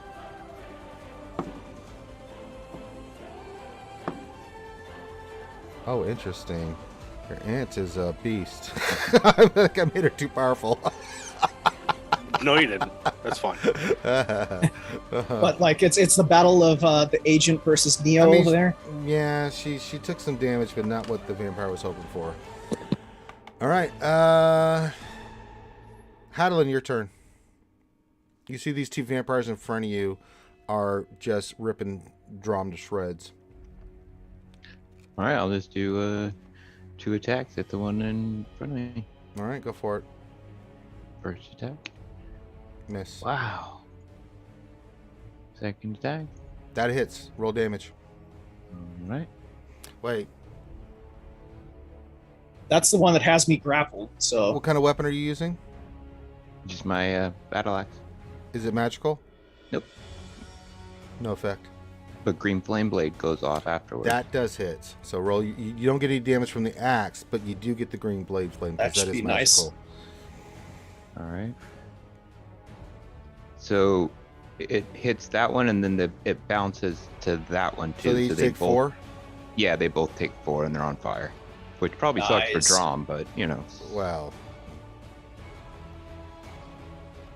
Actually, I don't think they're on fire, but it hits. I don't know if green flame blade automatically ignites them. I'll have to look that up. That's fine. No, I don't think it does on vampires. Other undead, yeah. Hold on, I gotta move this sucker out. And yeah, that's it for me anyway. So Okay. Okay. actually, I'd probably move just to cover Balin just in case. That's fine. It still keeps you in combat. Okay, Ashira, you're up. Then it'll be Drom's turn. Okay, well, I'm going to attack the zombie or the vampire attacking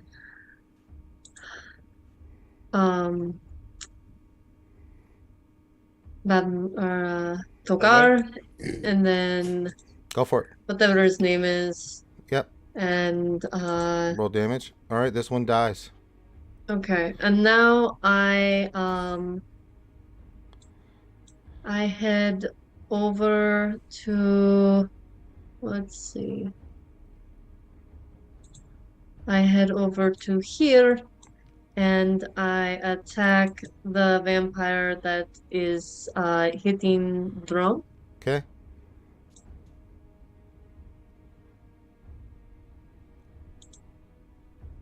Okay. 11 points of And- damage. And then I'll go ahead and I will smite. Right. Was that what you were waiting for? Yes. Yes, okay. So let me pull that up and we will do a 1d8, No, 2d8, please. 2d8. I will do a 2d8. And then multiply by 2. So 14, 25. All right. You take a bite out of crime on that one. Okay. Still up. And I mean, are there other actions I can do? No. You moved, you did a couple attacks. That's pretty much it. Okay. Okay. It is now your turn, Drom, as these things have got you grappled. If you want to break free or do anything, you're going to have to break grapple first, or you're just basically pinned. Well, I do still have a hold of my mace. I can't swing it, of course. You cannot. But what I'm going to do is I'm going to use a cantrip. Okay. Word Radiance. So DC 14 for those two. Well, they take 9 points of damage, and it's doubled because it's 9 radiant. points of radiant, yeah. It's doubled. And my bonus action is going to be the scythe is going to help the aunt over there and take a swing at the vampire. Hold on, let me do something here. Okay, move it over and then take a swipe. Yeah, I can't move it. I got you. But that was this one. I got you. Roll your attack. 15? Plus. Probably.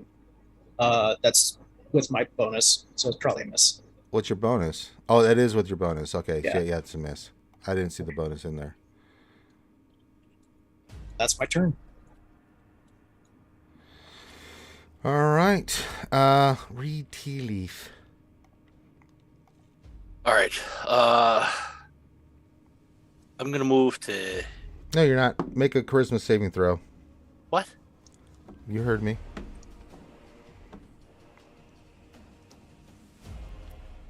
It's in 15 feet of Ashira, too. All right. You think attacking the ant would be a good idea as you hear the word protect.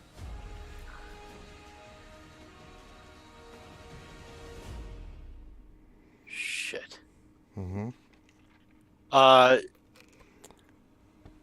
Does that take into account Ashira's range to me? It would have meant that you would have failed still. Great. She's engaged. Mm-hmm. To your ally. Well, you could still probably ask her out if you wanted. I mean, you could. I'm not that kind of boy. I will draw an arrow. Shoot the ant. Short bow. That should give me advantage. Mhm. Sneak attack. Mm-hmm. Oh, fuck. Oh, Oh, my. Jesus Christ! Oh, no.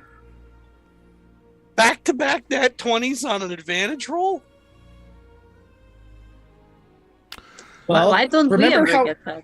Remember This how I was saying Roll20 is specifically guys. out This to is fuck bad. us? Here This you is go. bad, guys. I just TPK'd us, guys. I'm so sorry. All right, roll damage. Holy God. Oh, my God. Oh, So, God. 25, 35, 37 damage. Ant's no, down. more than that. So, Times 60, two. 74 Ant's damage. down.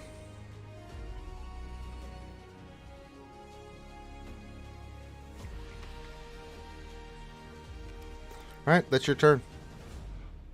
Balin, what do you want the hound? The hound's going to go attack the vampire, right? Correct. It goes Okay. chases the vampire and attacks it. Yep. Okay, let's see what he can do. Come on, at least hit, even if you don't do anything. That's the main goal here. That hits. Roll damage. Doesn't do Yay. any damage. Yeah, 10 Yay! non-existent damage. Yay! Probably the vampire can't regenerate. So it just sits there like the vampire's just looking at it like, you son of a bitch. All right, vampire spawn on Drom. What's your AC, Drom? 21. They cannot hit you with a slash damage to save their life. My God. All right, one does. So you take.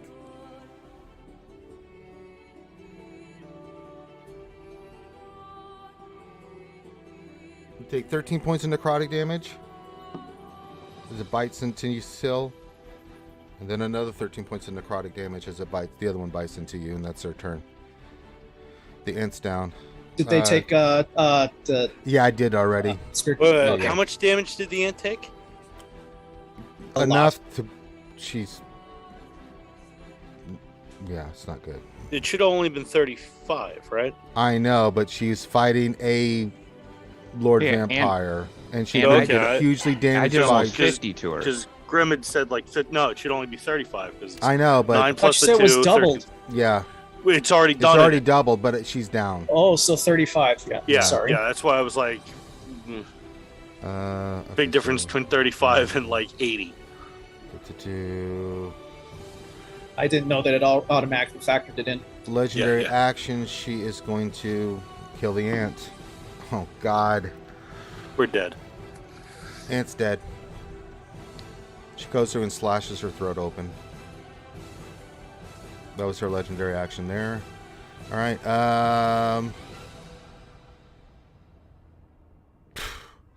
It's their turn.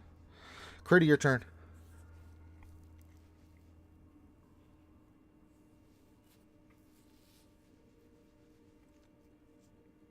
Okay, well.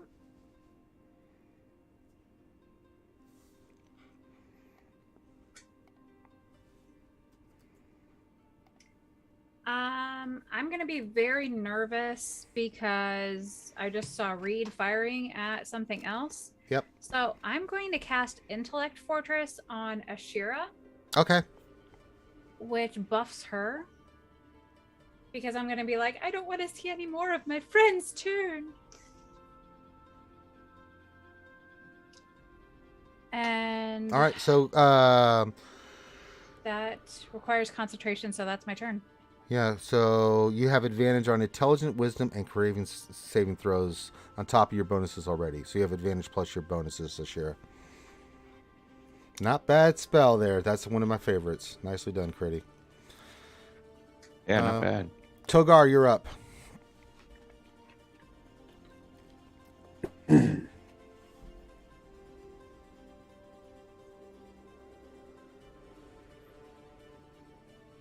Okay.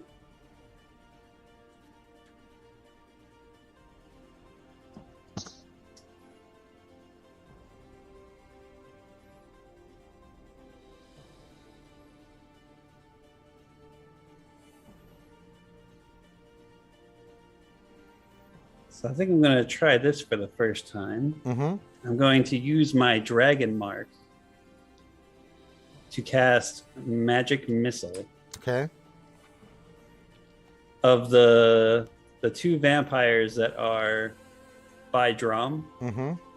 Can I tell their conditions? Like by looking at them, what's my assessment? The one on the north is much more jacked up than the one in the west. Much more jacked up, like Yeah, holding it's on by a thread. Yeah. All right. So, fuck it. Let's just try and kill that one. So I'm gonna put all three of those magic missiles on that one vampire. Okay. Those automatically hit. Still up. What does Dragon Mark do though? Additional damage? What's up? What does Dragon Mark do? That's my feat. It's where the brand on like my arm. I can use that to cast magic missile because it's not in my Okay. it's not in my spell It's list. still up barely.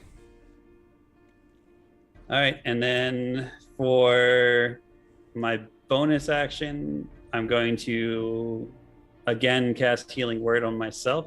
Okay, go for it.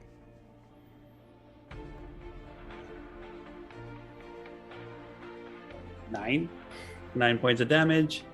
Okay.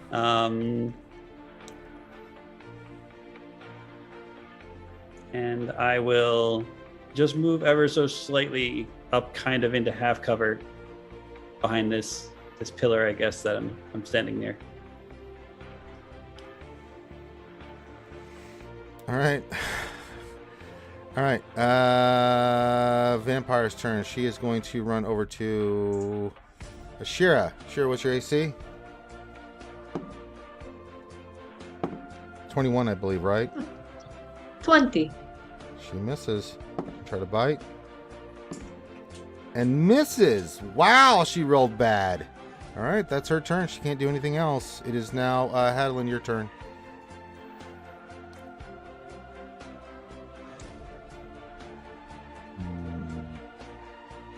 Oh, she needs to do a save for the spirit guardians again. She She did. just entered Already in took range. it. Already took it. Took care of it. Okay, just making sure. Okay, Shield of Faith on Ashira.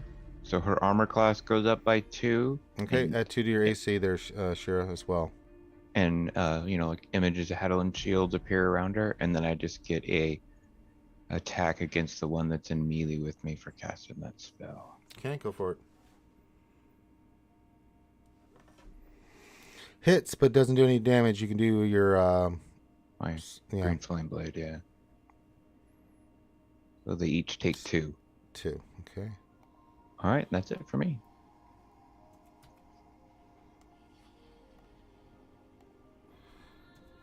Can't believe this one's still alive. Shira, you're up. Okay, so I have Hunter's Mark You do. on the vampire, and I also have Vow of Enmity on the vampire, and so Before you do that, legendary action, it's going to try to grapple you. Make a athletic strength check. athletics. There you are.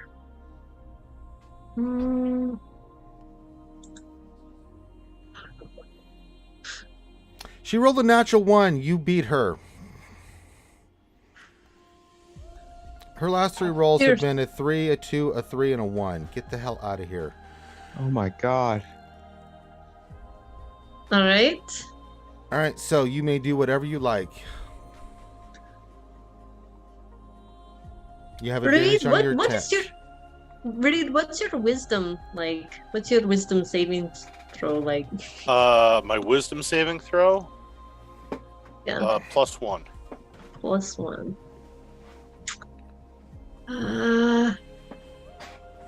Going to. What am I going to do? What are you going to do? I don't know. I feel like I should cast Hold Person on Reed to keep him from doing any more damage. Or you could try to kill the giant vampire in front of you. Mollywop the fuck out of this vampire. All right. He's trying to take you out for a reason. Okay. Don't yell at me. Don't yell at me. That's the vampire yelling at you, not me. I will go ahead and I will attack. Do I roll the Hunter's Mark first or after? No, you after. So you have to roll to hit. So roll 2 attacks. Okay. You have advantage. Yes, I do have advantage. So I get to go again? Yep. Does that hit? No, but you do have a bardic inspiration that you got from Togar that you can use. Could I use that? Yes, roll a d8. All right. That will hit. Okay. 14. And now I roll d6. D6. Okay. You want to add And a smite to this? I would like to add a smite. I would like to add a smite at a level 2. Okay, so that's at the second level. That's a So add your that's a 3d8, I believe, or 48. No, 3d8. Let's see. I believe it's a 3D. Okay. Okay. 3D8. 26, 28, 38, 42 points of damage on your first attack. Okay, I would like to make a second attack. I would think you should, yes. Yeah. And Nope. I have advantage. 24 will hit. And Okay. the D6, yes, for D6 The- for Hunter's Mark. Hunter's Mark. 14. Okay. And 14. And then let me see if I have a spell slot left for. I do. I have one spell slot left for another 3d8 smite. Okay, go for it. Ooh. Nice. How do you want to do this, Ashira? Thank God. Tell me how you want this vampire who just knew you were the problem all of a sudden, went for you, rolled bad luck, just couldn't hit you, and you were going to finish it off. It's killed your aunt. It's killed one of your friends. What do you say? What do you do as you kill this vampire? How do you want to kill it? I think I'm going to take my long sword and I'm going to drive it up through right underneath the chin, through to the top of the brain, and out the other side, and I will say, in the land of the living, there is no room for the dead. There you go. And the vampire poofs, turns into mist, and then you see the coffin. It goes back to the coffin, which kills it instantly because it forgot about the damn sunlight that's in there. Yay! Outstanding. Nice. Good move, Drum. All right. And you see I the actually lid. made a You good decision actually see the last lid session. crack and just fall apart. Oh my god! It didn't have a choice on that one. Okay, Drum, you're up, buddy. Okay. Ray, you are no longer controlled. Thank God. I'm gonna try to break free. So Yeah, make an athletics check.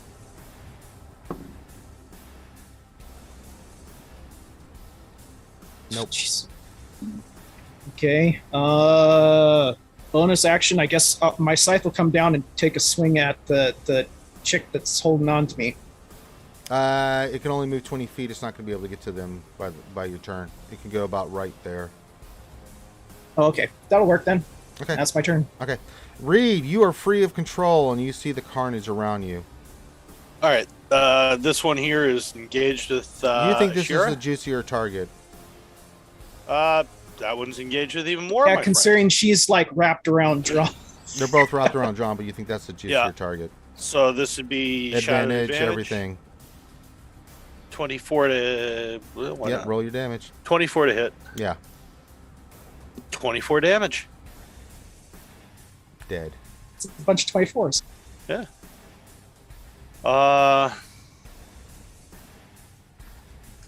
There's only one left. I will run over to here Mm-hmm. and try to give Drum advantage if possible on this. Sure. That's my turn. All right, Balin, you're dead. Shadowhound disappears because the target is gone. Bye, Hound. This one's going to bite you again, Drom. It's going to try to slash you. That hasn't worked out well. It rolled an 8. No, the slashing attack has been absolutely worthless. The bite attack, however, is that's a hit. So you take 13 points of more bite and necrotic damage as it sinks its fangs into you more and sucks out your blood. I'm still up, You but are. hanging on by a thread. I have 1 hit point. Pretty, you're up.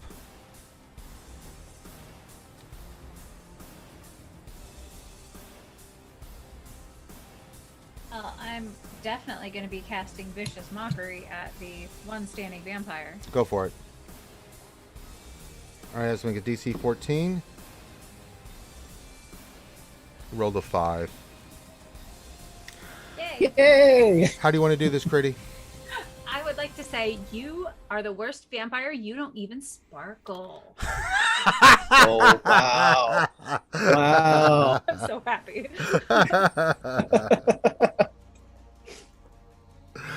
Oh, that is awful.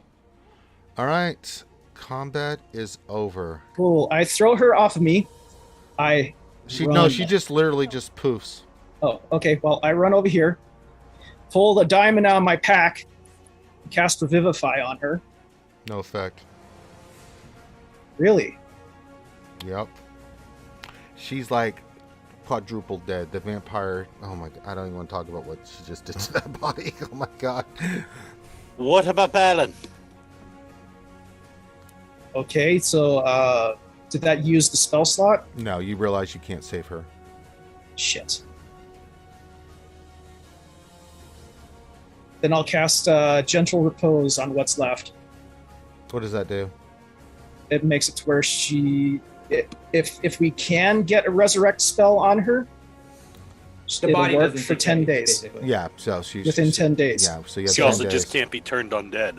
Yes. Go over to Balloon and try Revivify on him. No effect. Okay. This is going to be expensive. Gentle Pose as well. Yep. Is it that it's just this place, or You is don't there know. something? Make a religion or arcana check, whichever one's higher for you. The same thing. 21. So you realize that they have been so brutally slain that you need a greater revive on them. In game terms, out of character, they got hit with so much negative that they're done. Okay. All right, but is there let's any get the- chance of actually rezzing them then? Yeah, with There is a way. greater. Yeah. Greater resurrection? Yeah. Okay, We got quick. that dwarven Let's wizard get- right outside. Well, there's that one, I or can't cast that. I can call Mom. Call Mom. So we're going to grab the bodies and bring them outside of this place, Okay. outside of the town. And then I'm going to do a sending to Mom. Emergency. Balloon's dead. We need out of here now. Help. Right, Roll we didn't find what we came here for. roll a d100 with advantage. Yeah, we can. We can come back. Roll a d100. Or you guys can do it alone. roll a d100 Okay, with D100. advantage. 86 or 39. I hate you. God damn it. You guys always hit this shit. I swear to Christ. Just then you see a familiar black raven come flying out of somewhere, and you see Bruce appear in front of you. He's like, well, what a great. Wait a minute. It's not a great day. What in the hell is going on here? Bruce, we have a problem. I can see that, Critty. What happened? Balin got hurt. And What? Ashira's aunt. And we can't help Yeah. them. Vampires killed both of them. Well, And they didn't even sparkle. they didn't sparkle. What kind of vampires are you facing? They must have been very gothic or something. Well, what am I going to do? Unfortunately, you guys used me recently, and I can only save one of them.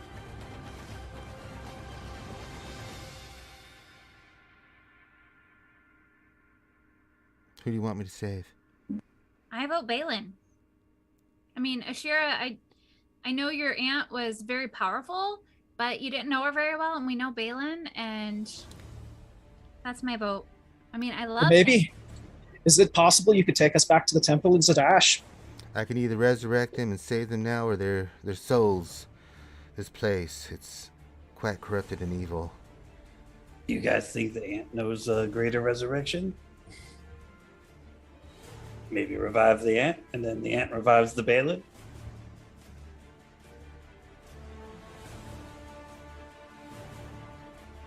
It's possible, but Because we know Balin can't revive the ant. I'm just saying. I am unsure what Balin would say if we brought him back in place of Ashira's aunt, and he had to look Ashira in the eye and know that he was chosen over her. How he would feel. Ashira, do you know if your aunt might have some great revivify spells? Ranger, do I know if my aunt has some great revivify spells? She's a very powerful cleric. You have no idea, though. You never asked her. You didn't discuss your spell list? Yeah. This is my first They were, conversation. they were talking about family and, past and stuff like that. Yeah. It's just small talk. What do you guys think? If anybody's going to have a revivify spell, I feel like it would be a real powerful cleric. And well, if we don't revive her, what if she becomes undead and then she comes back and bites us? This place is creepy. This place is creepy. I guess Alright. I understand your point, but I really feel bad, and I hope that we can save Balin. Well, what if one of us was to take their place? Would you be able to get both? No. Sorry, that's not how it works, buddy. And I don't even know if I can... It's going to be tough for both of them because they've been cursed. Oh, really? Well, look where you're at. I don't know why you guys came here, but it's a bad decision. Everybody looks at Hadlin.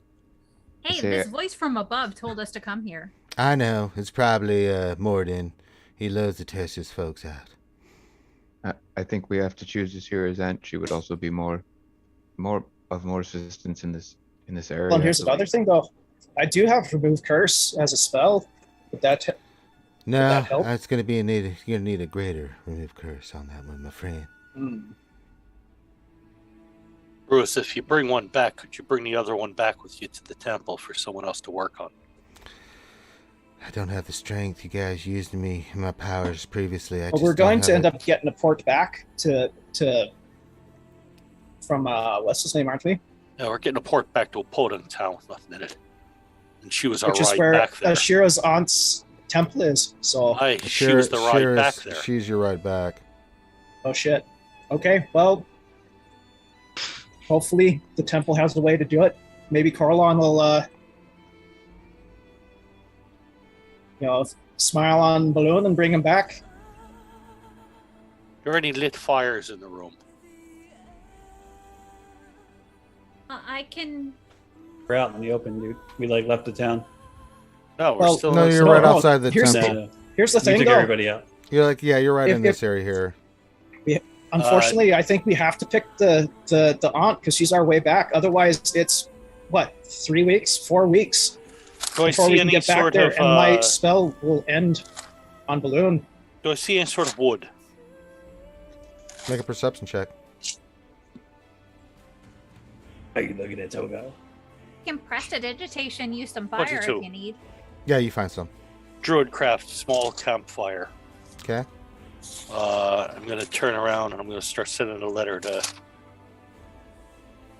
Fenton. Explain the whole situation. Tell him that Sherazan's dead. Ask him if there's anyone in that area that would be able to cast a greater resurrection spell. Make a persuasion check. Ooh.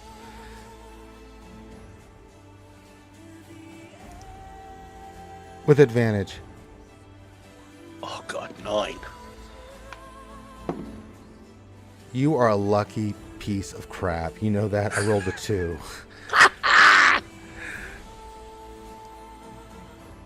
Without word, without anything, while you guys are outside and this conversation's happening, you see Fenton just appear next to you.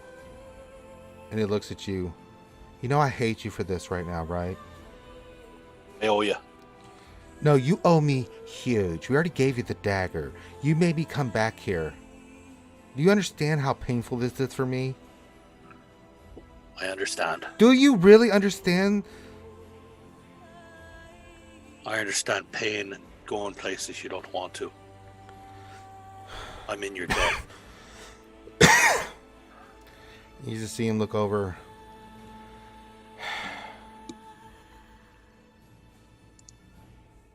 I will never forgive you for this. And he just walks over. Who do you want me to resurrect? If you can resurrect either of them, Bruce can resurrect the either. And you see, like, for some reason, you guys all see this kind of knowing look between Bruce and Fenton. And then you see Fenton reach over and he puts his hand and he pulls out a scroll and he touches and casts a spell, and you see him hold up a diamond that looks quite expensive, and you see Ashira's aunt's brought back.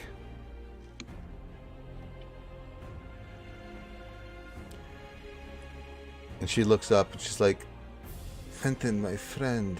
She's like, I know. I'm sorry.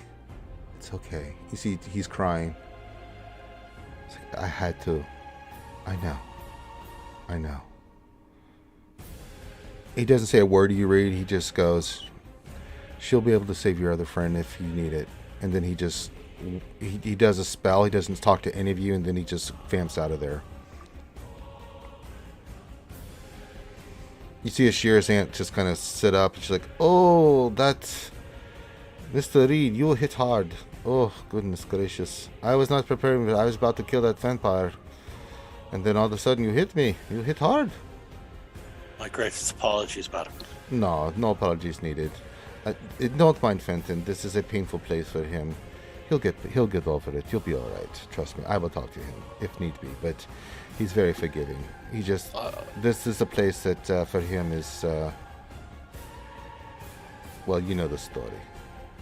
I look at her as I drop the eye patch back down over my eye. I know what it's like to go back to painful places. I know you do. It is fine. She looks at you, Ashira. Well, it looks like you have to keep me around a little bit longer, there, niece. I'm very glad to have you She smiles at keep that. around longer, and I just like give her a big hug and I start crying. She's like, oh God, don't, not so hard. You're so strong. Oh, my back. She just rubs your head. It's okay, sweetie. It'll be fine. Now, I'm hoping this group... Oh, wait a minute. And she looks over at Bruce, and she goes, well... A stalwart of the Raven Queen, eh? He's like, well, my lady, I'm here to serve. But if you can handle it, then I can be of use later on if I can get some rest. I will take care of this. You may go, Bruce. Well, that's a great thing you're doing there, lady.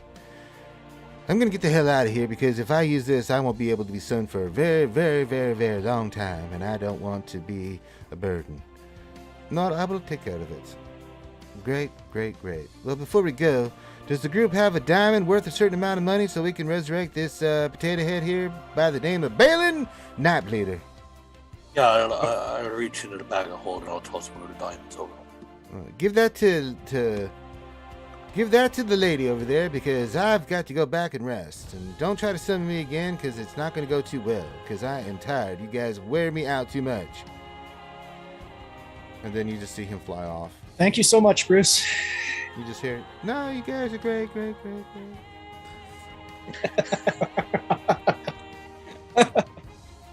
see her aunt kind of, with your help, Ashira stands up, and then you see her kind of say to herself, like, I have one spell left to do this, so... But this will not be easy. May I assist you in some way? You're going to all have to assist me. And then you see her start over Balin. She takes out a kit and she starts putting the marking over his head, and she's like, because of how this body was defiled, I will cast a spell, but I will need 3 of you to tell me why. You must convince him to come back from the afterlife, from the Night Queen, the Lady of the Winter, who will be the 3 that will call his soul back to his body. I will. The dwarf shall take this task. I need 2 more. I'll help. Read tea leaf. This task will be given to you, and 1 more.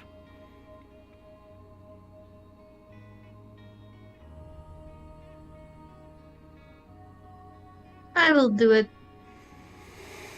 I thought you might, my niece. You see, she's kind of looking at you with pride. All right. And then you see, when I call your name, you must say why you want the soul to return. I will use all of my magic to bring him back. But each of you, when I say your name, must give a reason why the soul shall return. With that, we're going to take a break. So you guys can think of what you're going to say to Balin to bring him back from the dead, from the Raven Queen's warming embrace itself. Hope you guys are having fun in chat. Come back to your body, balloon. Your sorcerer. I don't know how you guys do this. Every wizard. time you guys got to get a roll to pull it out of your ass, you pull it out of your ass. It's unbelievable. During combat, you guys kill each other, but when it comes to the big rolls, you guys always hit it. It's ridiculous. All right, so what we're going to do is we're going to take a small break, and then we'll be back. I'm going to get something to drink, and then we will rock and roll. So we'll see you guys in about 12 minutes. Hey everyone, Finity from Reality Skewed Gamers.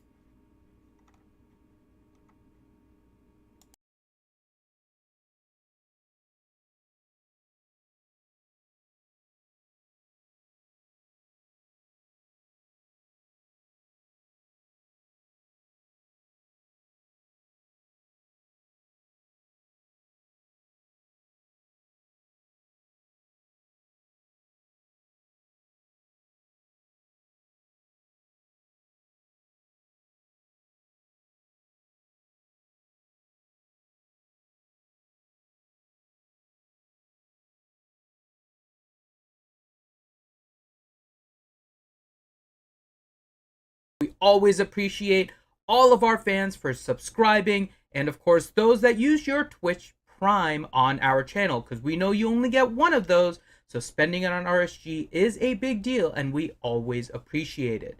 And if you want to help others also to experience the true nature of RSG, you can also gift a sub to anyone in the chat as well. And for those of you that are Twitch Prime members, if you've given it to us before, we would always appreciate to get it again, but Twitch Prime does require you to do it each month. So if you haven't renewed your Twitch Prime already, whether you give it to RSG or another content creator, make sure you use that Twitch Prime, because that is a handy resource to help all content creators. RSG would not be here if it was not for all of the support from our viewers, and we hope to continue growing our channel and our charity efforts with your help. So for that, I, Infinity with Reality Skewed Gamers, want to thank everyone out there and, of course, show you our love. So what I wanted to go over with you guys today is some of the artwork that you see in our D&D streams. You may have seen some of the artwork here done by the awesome Silverbolt from the community, and he has drawn all of the characters for this D&D campaign. But you really just see them in our little zoom windows, which is a little bit small, so I wanted to show these in full size so you could see some of the intricate details that he did put together. So this character is the one that you may recognize as being played by Jaisa BM, and this is Alunath. She is a half-elf ranger, and you can see a lot of the details here with the use of her longbow, the sword that is kind of on her side there, and of course, the awesome little headband that Jaisa also wears on the stream as she plays her character.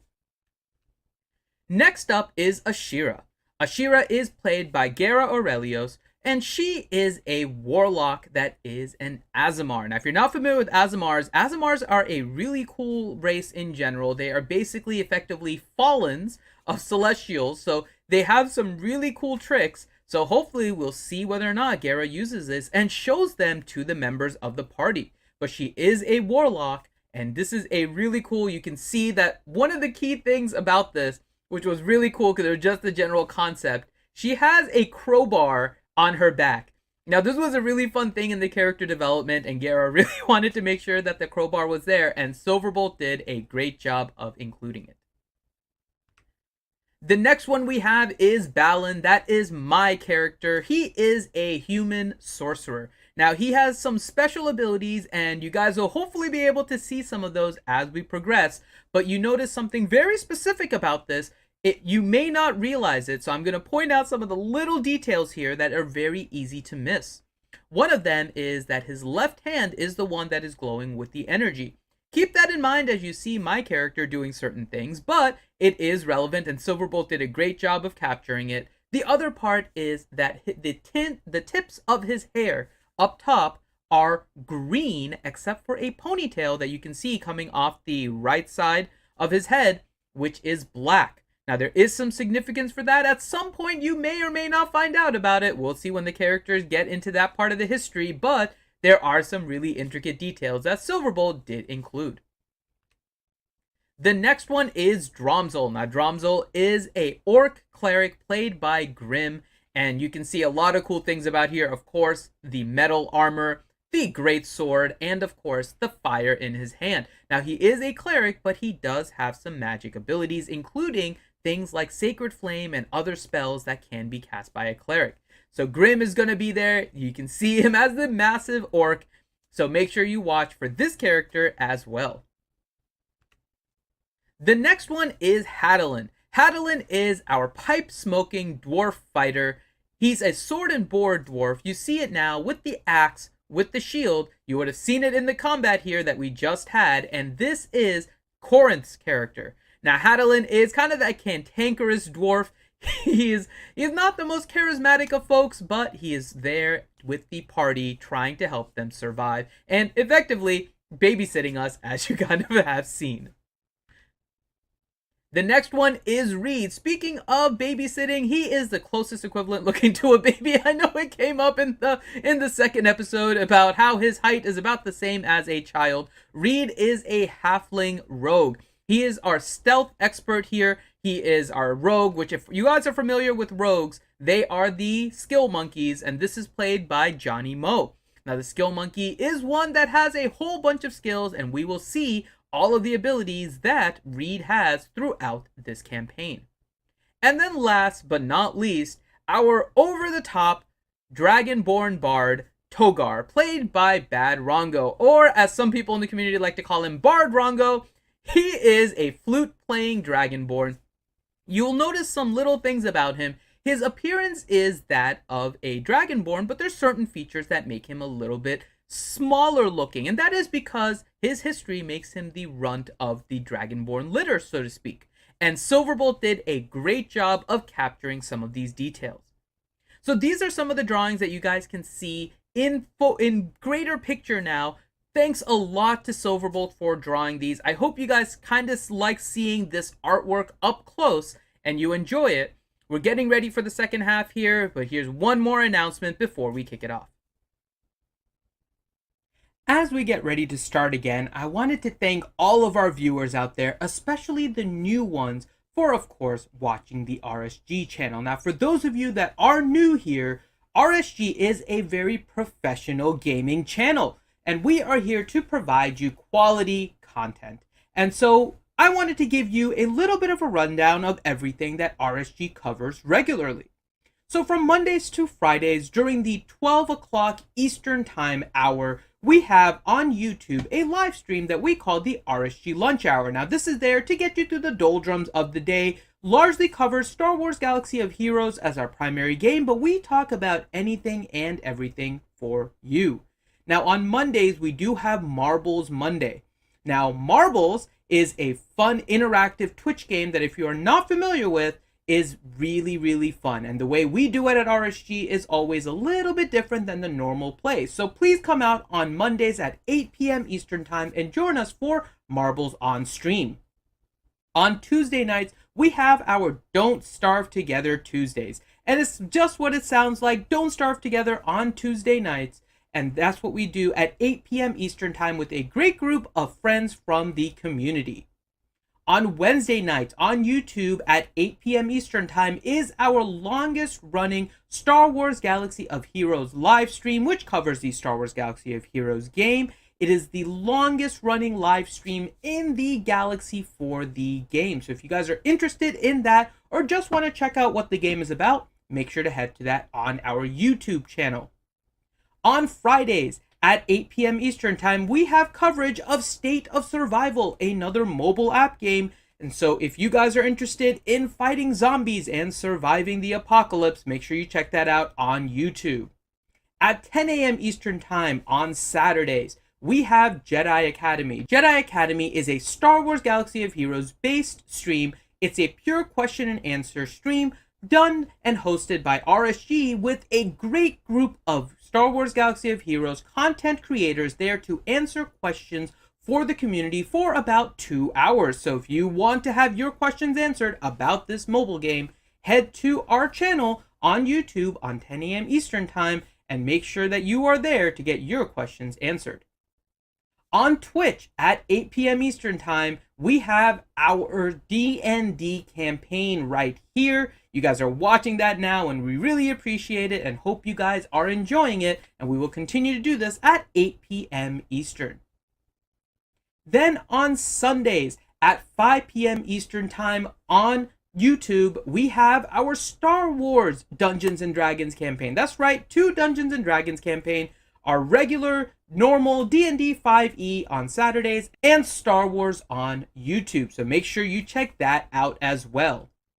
And then at 8 p.m. Eastern Time on Twitch, we have our Sunday Night Gaming. Now, this is where we will rotate different games and just have fun with a group from the RSG community, and of course with you guys in chat. Some will be interactive, some will just be fun, some will be ridiculous. But even beyond all of these, from a Monday to Sunday schedule, we will have random streams throughout the week, both on YouTube and on Twitch.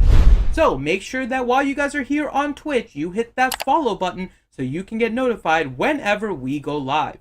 And with that, we're about to get started here with our Dungeons & Dragons stream. So I hope you guys have enjoyed this little break, taken some time off, and get ready for the second half of the campaign. And on that note, I am Infinity with Reality Skewed Gamers. Thank you guys for watching and hope you enjoy the second half.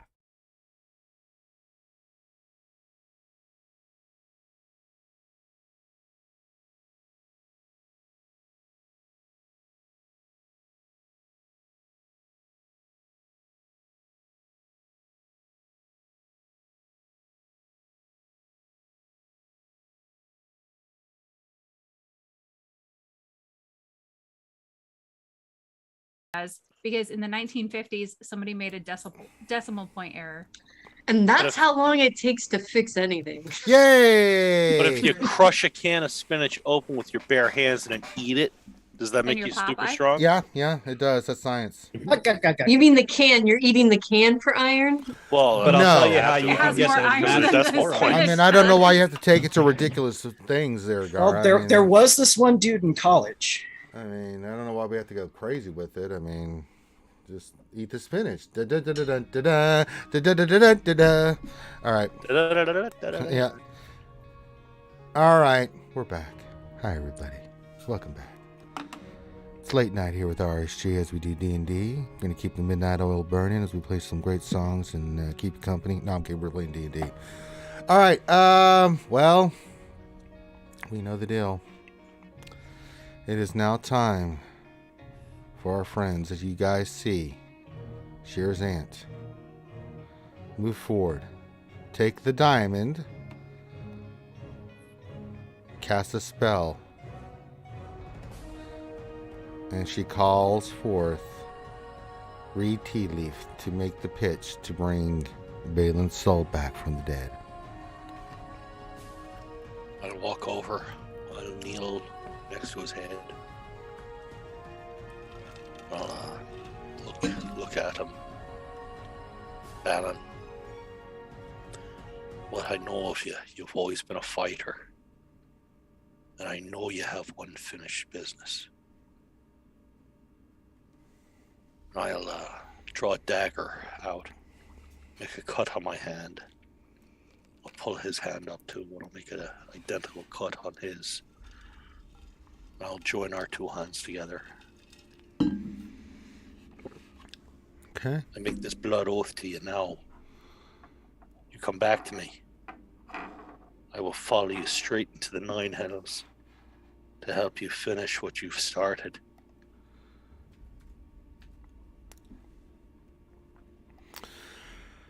Make a persuasion roll with advantage.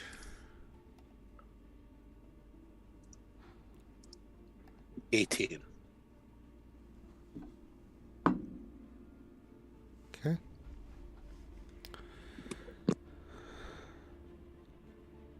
Hadelin. You see her call your name, asking you to see what you want to try to coax the soul of Balin Nightbleeder back. I go over beside Balin's sword arm, and I say, Balin, you are a true friend. You follow where I ask. Do it in the voice. Come on. Balin, you are a true friend. You follow where I ask. You share your knowledge with me freely.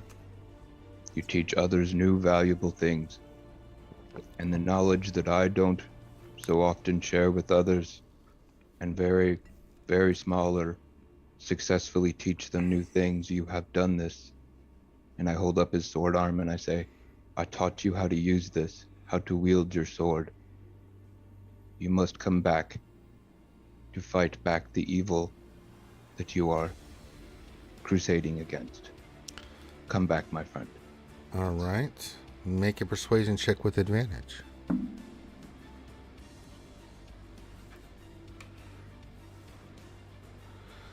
Oh boy. Okay. Good for advantage. And then last but not least, Ashira. It wouldn't be Hadlin if I didn't roll a natural one. I know, right? What? You see your aunt call your name. I walk over to Valen, next to his non-sword hand, and I take his hand in my hand, and I cover it with my other hand, and I say, Valen, when you first came to the temple, your safety was entrusted to me, and I have failed you. And I am so sorry. And if you come back to make this right, I promise that I will be the next dead before you. You are like a brother to me. And when I was down, because I lost faith with Raven Queen, you made sure to talk to me and ask me and comfort me. So please come back so I can do the same for you. All right, make a persuasion roll with advantage.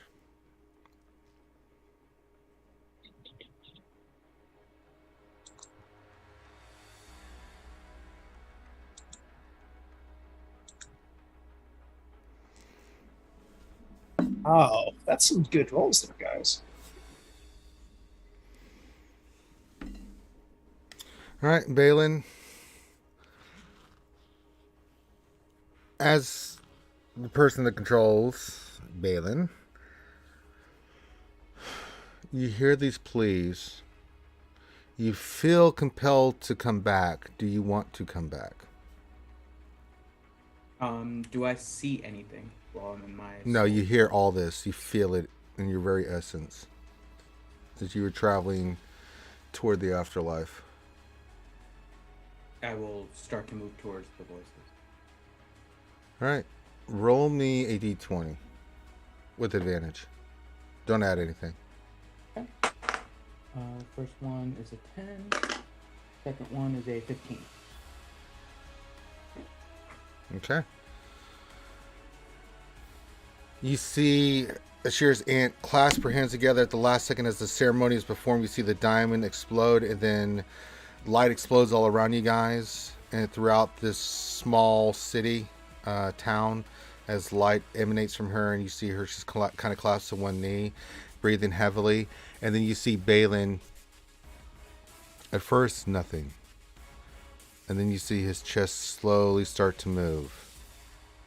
And then he sits up and then he coughs and is back.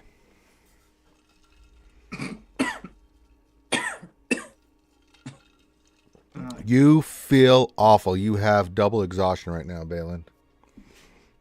Is the vampire dead? Is pretty Very. alive. We're all fine now. And I will just pass the F out. I'll catch his head as he drops. Yeah, you see her aunt come over and put her hand on her. It's like, well, this is my last big spell for the day. And then she will remove one of your points of exhaustion.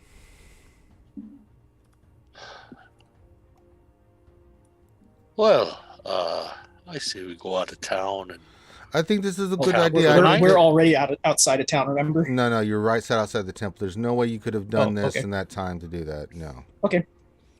Yeah, I say we go out of town and camp for the night. I think we've earned it. And Shram holds onto his ribs and says, "That's a wonderful idea. I'm assuming I'm at like one hit point Drum range. looks really, really bad. Yeah. So we'll go to a safe distance, and I'm gonna put up the tiny hut, and it's gonna be Ashira's aunt extra... stops. She's like, I have something better. And she casts this spell, and you see this door pop up. She's like, all right, follow me. She opens the door, and then you guys see like this inside of like this wooded glaive with this very nice looking hut inside of it. Come on, let's go. I follow her. Yeah, me too. Yeah. Yeah. Does this hut have a bar, Auntie? It's like, who do you think you were talking to? Oh, so of course it has a bar. All right. And I'll All go follow him. And then so you get to this hut and you open it up, and it's this huge place, and she kind of gets you guys to get Balin to a very nice room with very elven art deco, decorations, art nouveau, sorry, decorations that, very elven in design, very floral, that kind of thing, and put him on a bed, and he has got full coverage. And then you see the door kind of close behind you. It's like, yes, this is one of my spells. It helps to be a high level wizard as well as a cleric of Corellon. Oh, ma'am, if this is you digging deep, I'm very impressed. Well, I have no more spells for the day, so I figured I would use this one. And I've been trying to save my high-level spells for what we might run into this place. But luckily, I had one left, and I was able to cast this.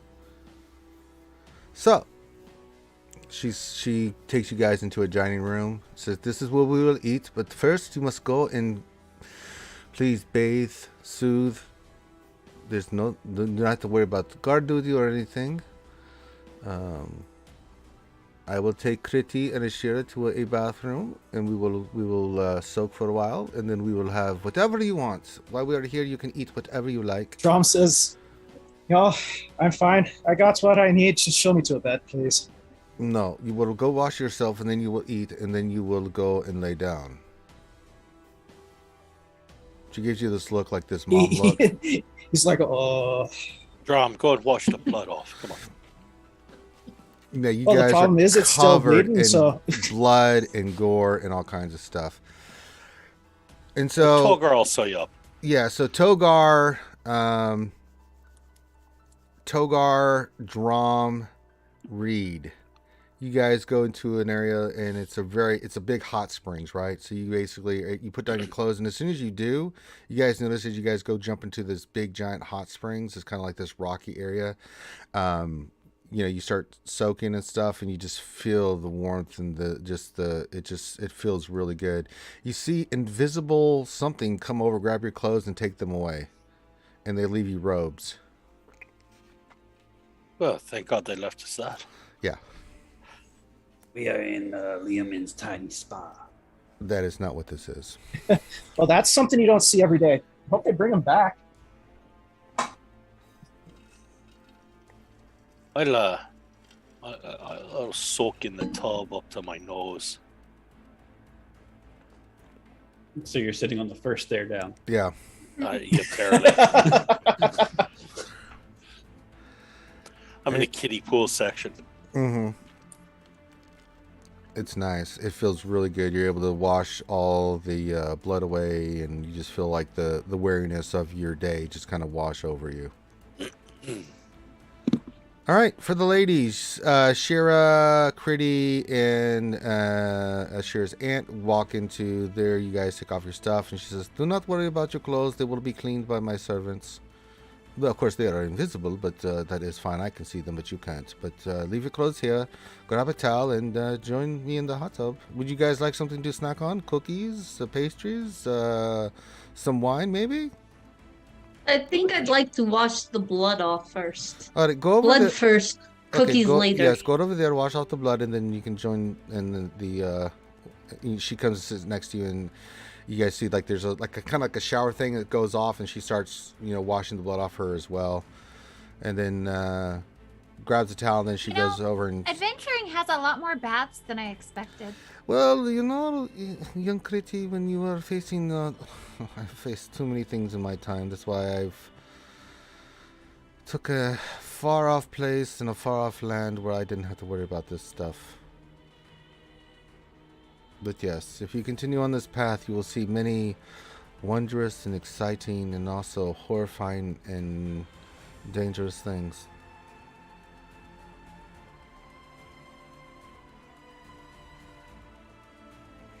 So, do you guys want a snack? An hors d'oeuvre? Maybe some cheese, wine, while we sit and relax in the tub before we have dinner? Thank you, but I don't want to get a stomach cramp. No, you will not get the stomach cramp. It'll feel wonderful. A little snack. You don't My have to mom eat a lot. always told me not to eat right before swimming. We're not swimming. We're just soaking. I would like some cheese. Can I have some cheese? Yes. What kind of cheese do we have? What kind do you want? I have everything. Oh man, I could use a nice brie, maybe Get some brie. Yep.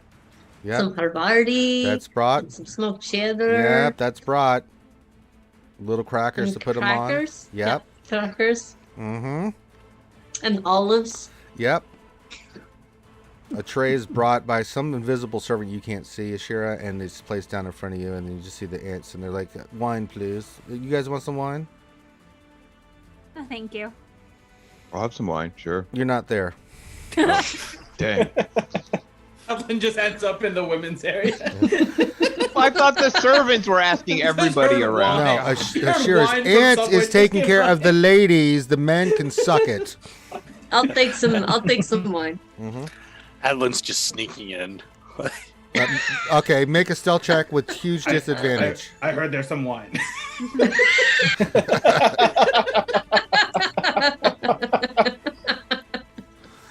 My spidey senses are tingling. Somebody's talking about alcohol. All right. Why the hell did I do that? All right. Something just went wacko.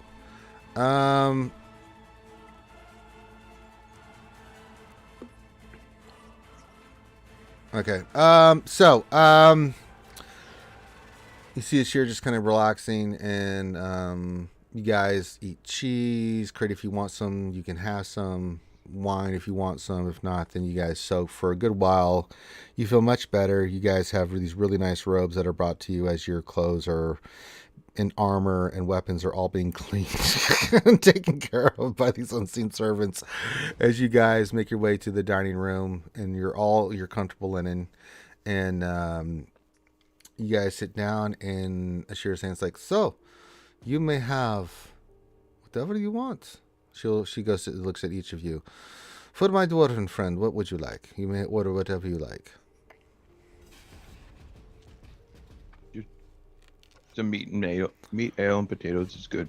All right. You see big slabs of red meat just brought in front of you with tons of potatoes and the ale that is just, mwah, it's perfect. Like if dwarves had made it themselves. Reed. I'll take a turkey. Okay. And a bottle of bourbon. That is brought to you for your free enjoyment. Drum.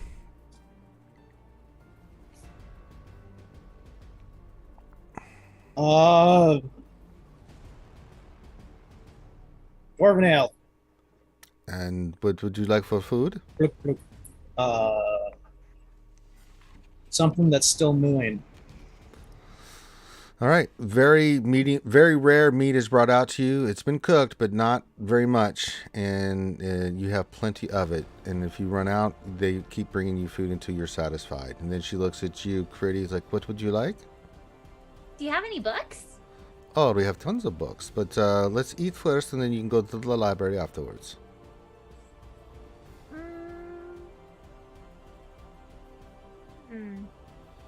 Food. How about maybe some like bread with like some cheese and tomato sauce on top, and maybe some mushrooms, Okay. and like cooked until it gets bubbly, Okay. and then maybe we could cut it into triangles for fun. That's a weird request, but that should be done, and that is brought to you, Critty. Thanks. Now, And so about those pizza books. was created in Dungeons and Dragons. No, eat first. Now, would you like something to drink? No, thank you. I'm not thirsty. Not even water? No, thank you. All right. So, yeah. You were brought that dish. It's pretty. It's delicious. And then she looks at you, Shira. And what would you like, my dear? I would like a kale salad with fennel and roasted beets and apples with a orange vinaigrette, and I would like a side of salmon and a glass of red wine, please. All that is brought to you. Thank you. You guys eat. You are merry. It is fulfilling. You guys are back at full health. Long rest is completed. You don't even have to sleep. All right. And then afterwards, if you guys want to have a conversation, you can. I'm going to take care of Crite first. She's like, so do you want to see the library? Yes, please. I love books. You see her in this cottage, and she takes down this very, very long hallway, waves her hand in front of one of the doors, and then she opens it up, and then you see it's like you're going to another world. Think New York Empire State Building tall. Books and books and books and books everywhere, Critty. This is amazing. Well, I have plenty of time to collect books. It's one of my passions. So, I don't think you're going to read all this in one night. She kind of giggles at you. I'm a pretty quick reader. No, you're not going to do that. But is there anything particular I can help you look for? Well, I would like to read anything I can about Moradin and his temple. All right. Do you know the name of the temple? I'm guessing it is the Temple of the Allhammer or something to that effect. And she looks at you curiously. But I feel like there is nothing more. What is the bigger purpose of your quest? Maybe I can help you with that. Well, I'm trying to help my friends. But what is I'm a very good helper. Right, but what is the place that you are looking for most of all? I don't know. I know. Adeline, can you help her out? Because you told her. No, well, I'm not there, right? I know, but didn't you tell her? Allhammer. Yeah, but before that, you guys found what's the big? I think Critty knows. Yeah, Critty, you know. Critty's not saying that word. Yeah, Critty's not on purpose. Yeah.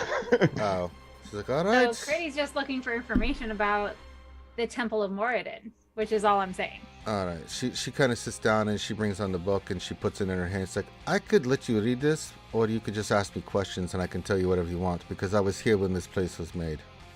Well, I appreciate that, and I would love to be closer friends with you. I really love books, and there's the feeling of holding the parchment in your hands that you can't replace with questions. And I might learn things by reading this book that I wouldn't even think to ask. That's very true, Critty, but you must understand one other thing. And she smiles at you and puts the book in front of you. Wisdom always trumps knowledge. And then she walks out. Thank you, Miss Ant Lady. She smiles and bows and walks out. All right, anybody else want to have a conversation? So can I, yeah, what do you want to research? Get this out of the Ant's library and. Oh yeah, it's a big book. Yeah, you read it. What are you looking for specifically? I'm just looking for every reference. I want to know history. I want to know. So you already know the name. You already know the name of the priestess. You already know the name of the temple. What you do see that and this looks more like a personal kind of accounting from her aunt about this, is that this temple was created because the dwarves, of course, with Moradin, with the being kind of like their all-father symbol. He's the king of the pantheon of dwarves. This temple site was blessed by Moradin. What you learn from her firsthand recollection, and you see some references from Levlin and some other people, you don't know who they are. They talk about what had happened is that the priestess, what happened with her, what they think happened, they don't know for sure, but she was best friends with Levlin and her aunt and some others, and they'd come here from other places just to help the dwarves succeed. And they created the wards that you know about controlling the land and the temperature so that they could grow crops. But it didn't work because the ground, not that the wards didn't work, but the ground was just not suitable for farming.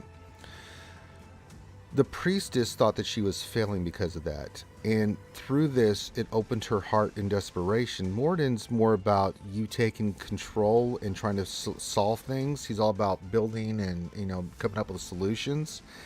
And she kept praying and praying and praying, and she lost faith. And in that, a darkness took a hold of her. They don't know which darkness or God or deity or what took a hold of her. But she went insane. She started murdering her followers slowly until she started doing more and more and more until they, as a group, went to stop her. When they did stop her, not only did they stop her, but they killed her, or so they thought. They didn't realize that they hadn't killed her until years later. After the dwarves picked up and moved, they came back because they were going to erect a site for her. Even though she was fallen, she was still a priestess of Morden. But this is when they noticed that the land had changed irrevocably from whatever presence was here. They talked about it, but none of them had the heart to go and kill her again. The first time was too much for them and for her and for the friends that had done this. And so the land just became a cursed place. And since the dwarves were no longer here, they didn't really feel the need to fight. And to really go after this, to really risk their lives for this. They thought, we'll just leave it here. The orcs control the area anyway. We don't care. It's not like somebody's going to come back here and settle it. And so the temple has been desanctified. It's no longer it's still in name a temple to Morden, but it's not, because this entity, whatever it is, and they don't know for sure, has polluted the area, has made it an unholy land. And so they just basically advise people just to ignore it. Unfortunately, as you kind of read through this and you put two and two together, Critty, you figure out that this has not been the case. With the amount of zombies and undead and things that you've been seeing here, people have come here from other parts of the world to try to, either through passing or whatnot, have come here mainly because there's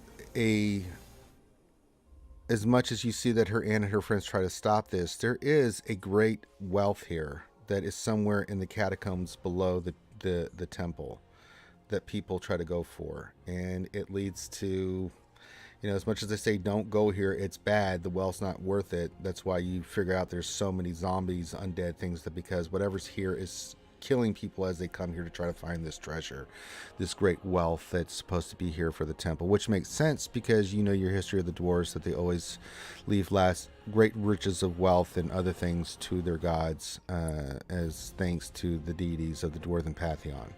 And that's what you get. Whoever fell searching for the treasure and ended up guarding the treasure pretty much for the rest of their unnatural life. So the book is about the place in the town where we're at, this temple specifically. It's more of a personal account about how everything went wrong, but it's not like schematics and rooms and where things are located. So the thing that you see a layout of the town, you see a schematic of the temple as you've already seen it. The catacombs, they never went in. No one's ever gone into the catacombs and come back alive to give a schematic. Gotcha. Okay. Well, I'm going to go out and find Hadalin and take him aside and let him know all of the things that I just read about. Yeah, go talk to him. What do you tell him? Hadalin, you find Hadalin. He's in one of the rooms by the fireplace, and he's in his little robe, and he's very comfortable. It's a very lime green robe, and he's smoking a pipe. Yes. Avocado color. I'm sorry. Beautiful. Really brings out the highlights in your beard. His brown beard. Thank you, Critty. I appreciate you noticing. Take your D8.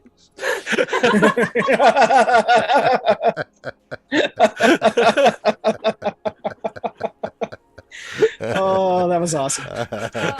I'm going to show him the book that I found, and I'm going to be like, okay, so it looks like this is what happened, and this is why all of the creepy, dark, evil, undeady things are there. And it looks like nobody's made it as far as the catacombs and come back out. Yeah, I was wondering if potentially the site that they chose to build this place on, that oftentimes dwarves choose areas that have magic or feeling to the earth or something, and perhaps what was giving off is evil of some way, or became corrupted. I know not exactly what, but that seems to fall with what you're saying. And then if we left something of our own here on top of that, it would just keep getting worse and worse. Totally.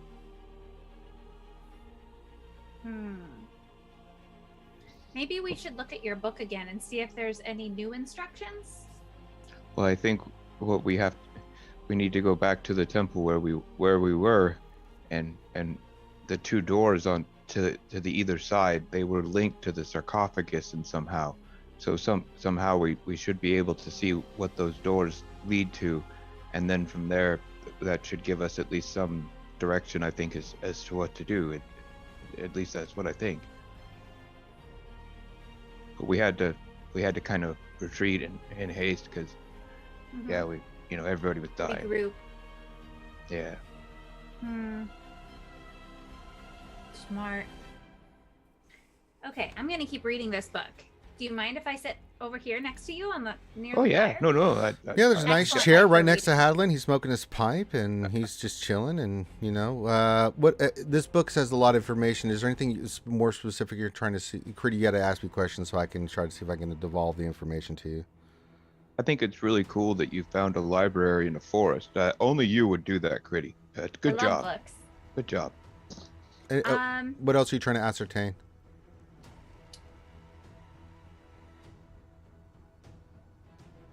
Can we circle back to me in like 5 minutes as I, read and see what the book might reveal to me, and Yeah. then try to come up with a question? Okay. Yeah, absolutely. Anybody else want to have a conversation?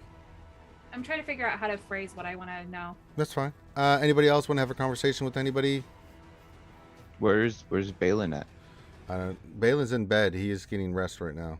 Okay, so he's still unconscious. Okay, that's all I was just checking. Yeah. Okay. Reed will have taken a bottle of bourbon Mm-hmm.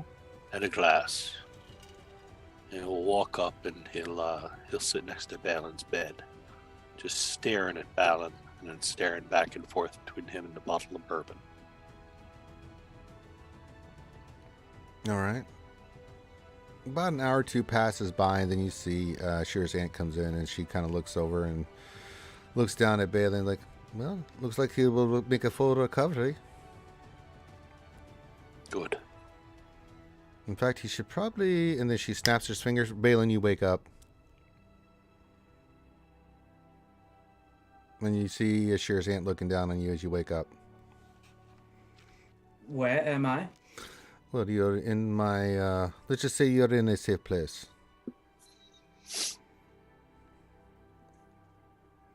Are you hungry?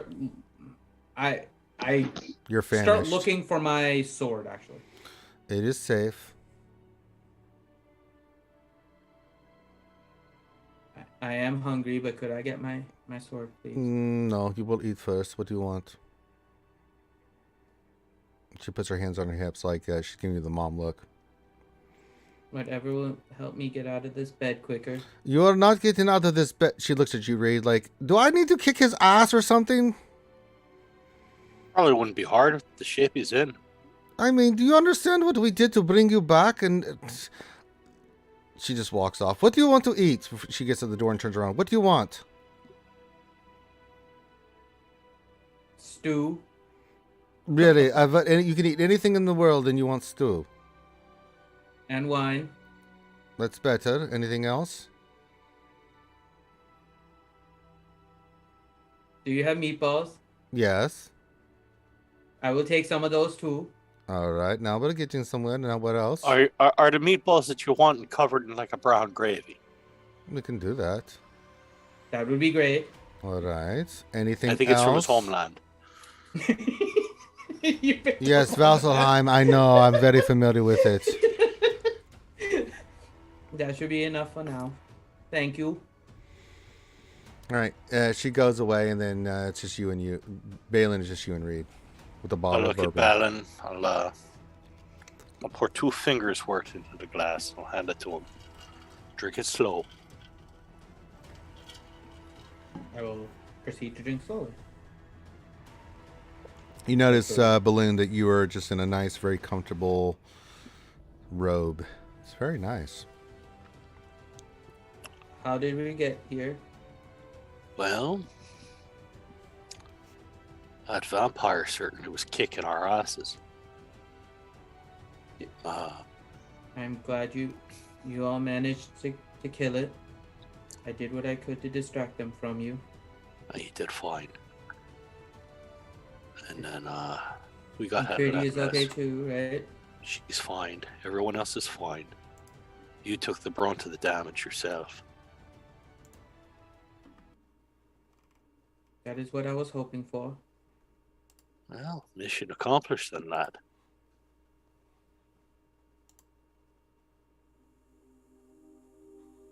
And, Ranger, really quick. Sorry, really quick before. No, good. I remember everything Yes. during the resurrection. Okay, perfect. Just want to make sure.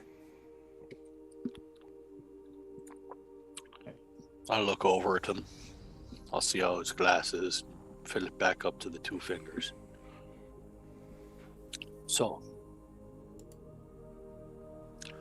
tell me more about this Vecna fella that we're going to get his hand back.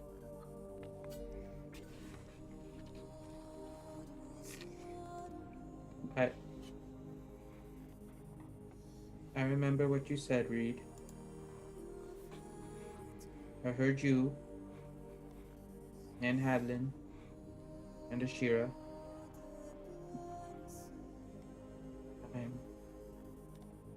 I'm happy that I have made the friends that I have. But I do not need to hold you to that oath. I look at him and I grab his hand. I hold it up. I say, it's a blood oath, lad. You know what that means? Not really, no.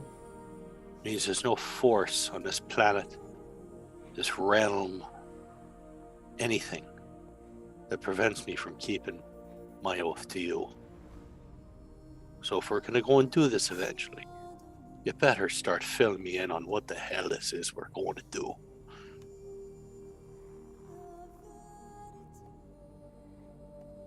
I look around. The door's closed to the room. It's just us here, lad. And tell me about it. Just then, a bunch of servants come in with trays and bring you food. Okay.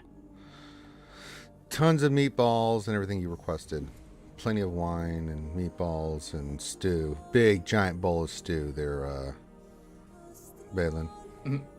Oh my god, they put stew in a bowl. Sorry. Not that kind of stew, potato head. Just playing guitar just inside of a bowl. But it's okay as long as there's some Cool Whip in there. Did you say Cool Whip? I'll start using a few toothpicks and start eating the small meatballs. There's about 30 meatballs there.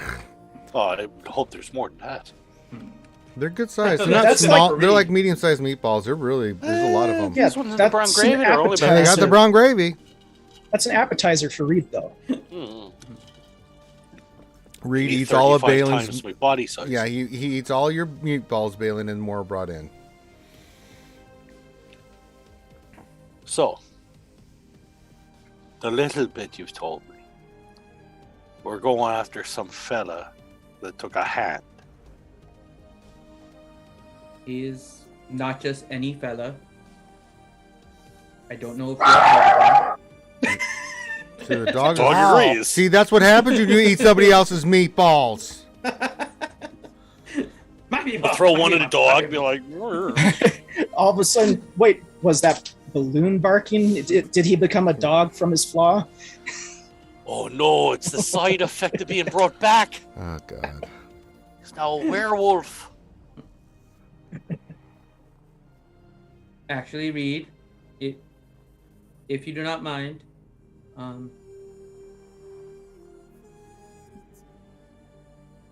would you be able to get Ashira and Hadlin in here as well? I can go and fetch him. I will tell you all at the same time. Alright. I'll refill his glass a little bit. Drink it slow. The meatballs are really excellent. Have a few more of them. Yeah, the I'll go food, on, food is, it actually makes you feel better, Balin. Okay. I'll continue to eat, and then while Reed has stepped away, I'm going to, and I kind of drew it already, Ranger. I drew one of my cards. Okay. I picked the luck card. What'd you get? The luck card. Yeah, that makes a lot of sense. Yep. It feels appropriate. It feels yes, very appropriate, yes. And then I'll just continue to eat slowly. Reed, what do you go tell Sharon? Hadlin, you see Hadlin sitting there smoking his pipe by this very nice fireplace next to Critty, who's reading this really big book. I think Johnny got up to get it refilled real quick. All right, you go to see Sheriff.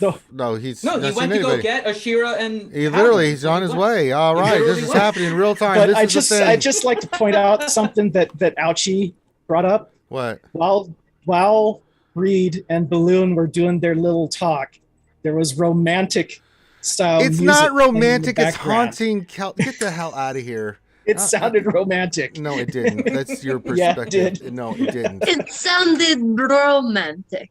Jesus. Romantic. God. Oh. My God. Jesus Christ.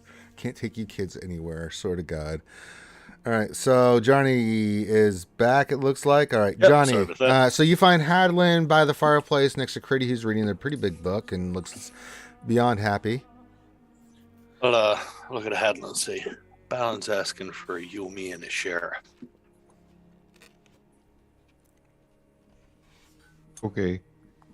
I'll be back, Critty. We'll talk more about what we were discussing. I think we might have a good idea. Sounds good. I just thought of something I can look up in the topical guide. Okay, Cool. so you go get a share, and while we're doing that, what do you want to ask, Critty? I'll give you two questions. All right. So first thing I want to look for is I want to know more about the history of the land, the dark entity that potentially could have taken over the priestess. I want to know why this land has gone so dark. That one's a little bit more ambiguous. You don't really find any. No one really knows what the dark entity could be. The history of this land after the Great Calamity, of course, was affected by magic like every other place. You've seen it happen, when you went to Pellbank Village with the surrounding area, how it's constantly always winter kind of thing. This one just seems like the land's dead. It's not that it's bad land. I mean, you could do some stuff here, but it's really not a lot here. It's very flat plains. You can see that maybe you kind of reason maybe it's the orcs being so prevalent here. They follow Grumsh religiously, and that's not a good thing. It could be a number of reasons. It could either be one of the betrayer gods. It could be something unknown to you, but something got a hold of this priestess, and nobody knows for sure. So you've kind of narrowed it down that it's a baddie, but you don't know which baddie it is. Okay. And I would also like to research about how the temple was dedicated to Morden in the first place. If it's Yes. something that we can cleanse the area and rededicate it to him, kind of Yes. fix the problem. So the temple was built, and it was dedicated to Morden and the Dwarven Pantheon, and what was offered was it was, as you can tell by the design on the map, the temple was built in the shape of a hammer, very elaborate, very intricate, and in the center of this was a great statue along with the two dwarven protectors, and you saw the other statues that are crumbling now, pretty on the outside and on the inside, but a great marble statue was built of Morden on his throne, looking over the dwarves as he always do, and offerings were made, but in his right hand they had crafted an incredibly powerful dwarven hammer, a war hammer, that was left there as an offering and thanks, that was created by the smithies of the dwarves to give thanks for their their ability to at least try to conquer this land. No one knows what happened to the hammer. No one's ever seen it again. but that was what was originally there. And you remember when you came into the temple and you looked at that area that the statue had been completely crumbled over, like it had been destroyed, and the hammer was not there. Okay, so is it a reasonable assumption that in order to cleanse this area and like rededicate it, we would need to somehow replicate that statue? Is that the kind of vibe I'm getting? No, you get a sense that to revive this land would be a very lengthy process. First, you'd have to destroy the evil that's here. 2, you'd have to reconsecrate the land. 3, you would have to rebuild the temple and put the hammer back. If any of those things will happen in that order, you think that this is places. Well, you could defeat the evil, but then it'll just become a ruins. So not only do you have to defeat the evil, you would have to have dwarves come here, you figure, to rebuild this, and you'd have to find the original hammer. You can make another offering, but most likely they would not be. It would be accepted. It's Morden. He loves people that create stuff, but it won't have the same impact as that hammer did. You don't know why, but that's what you're going to get a sense of how important this hammer was.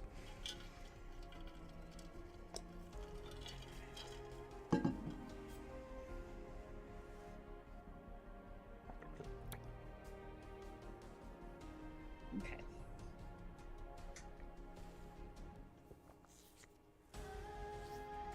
All right. You only gave me 2 questions, right?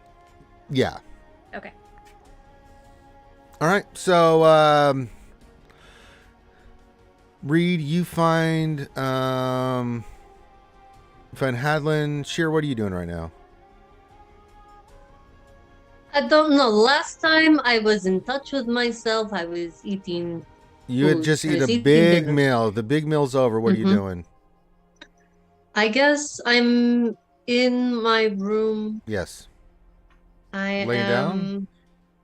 No, I am praying. I am praying to Corlon for the Alright. first time. All right. What are you praying? What are you saying? I am Or what kind of prayers you're asking. offering?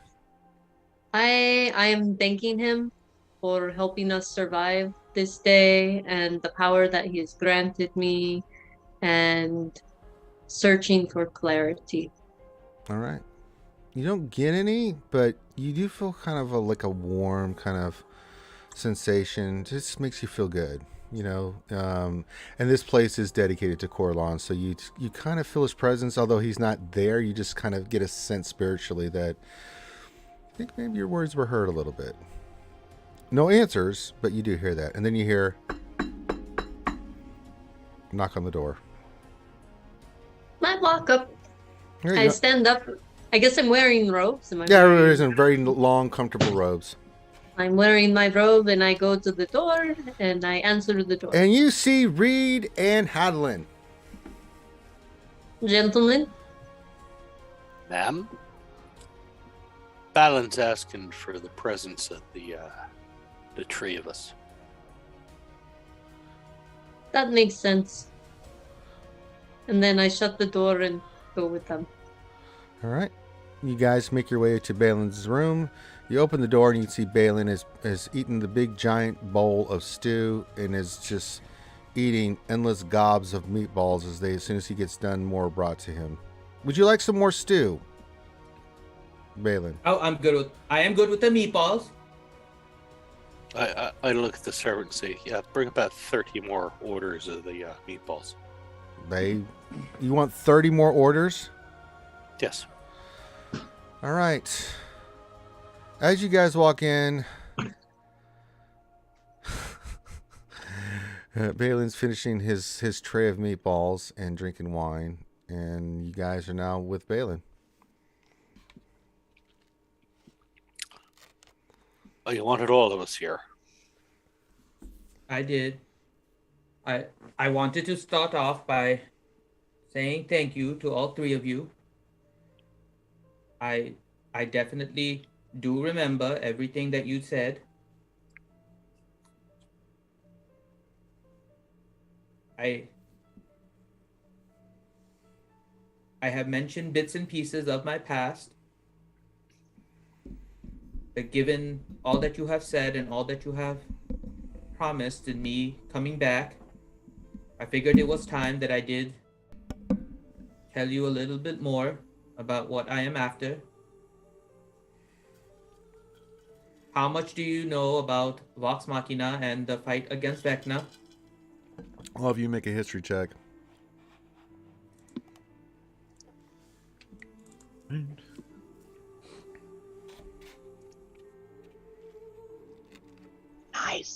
Nice. I'd say we know a fair amount. You all know about the legend of Vox Machina and the battle of Vasselheim and the battle against Vecna. It's a comic book. It's being released in a few months. There's no such thing. You suddenly you get very vomitous from all the meatballs you ate there, Ray. Well, it's the onions. I was like dancing. I finally made a roll I wanted to know. Like, yes! Right. Yes, So- it is something that I heard whispered about when I was in the ranks of the Cobalt Soul. Yeah, you've all heard of it from different sources and different tales, but the tale of Vox Machina, you guys know the Battle of Vecna and everything that transpired on that. As well as you guys rolled, yeah, you know everything.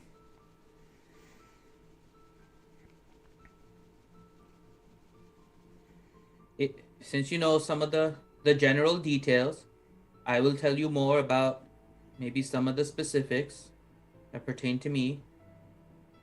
All right. I have told you that I was cursed. You have Right. maybe noticed that my left hand is particularly different, as well as my left eye. And I mentioned it at the very beginning, but if you guys didn't notice, my left eye is green. And They my know. right eye is brown. They all know. I know, just making sure, just as a reminder. Unless Can't see it. Bad Rongo's not here, so he'd be the only one I would actually have rolled to see if he actually paid attention or cared. Actually, chances are Togar is colorblind, so. He is not. You made that up. Get out of here.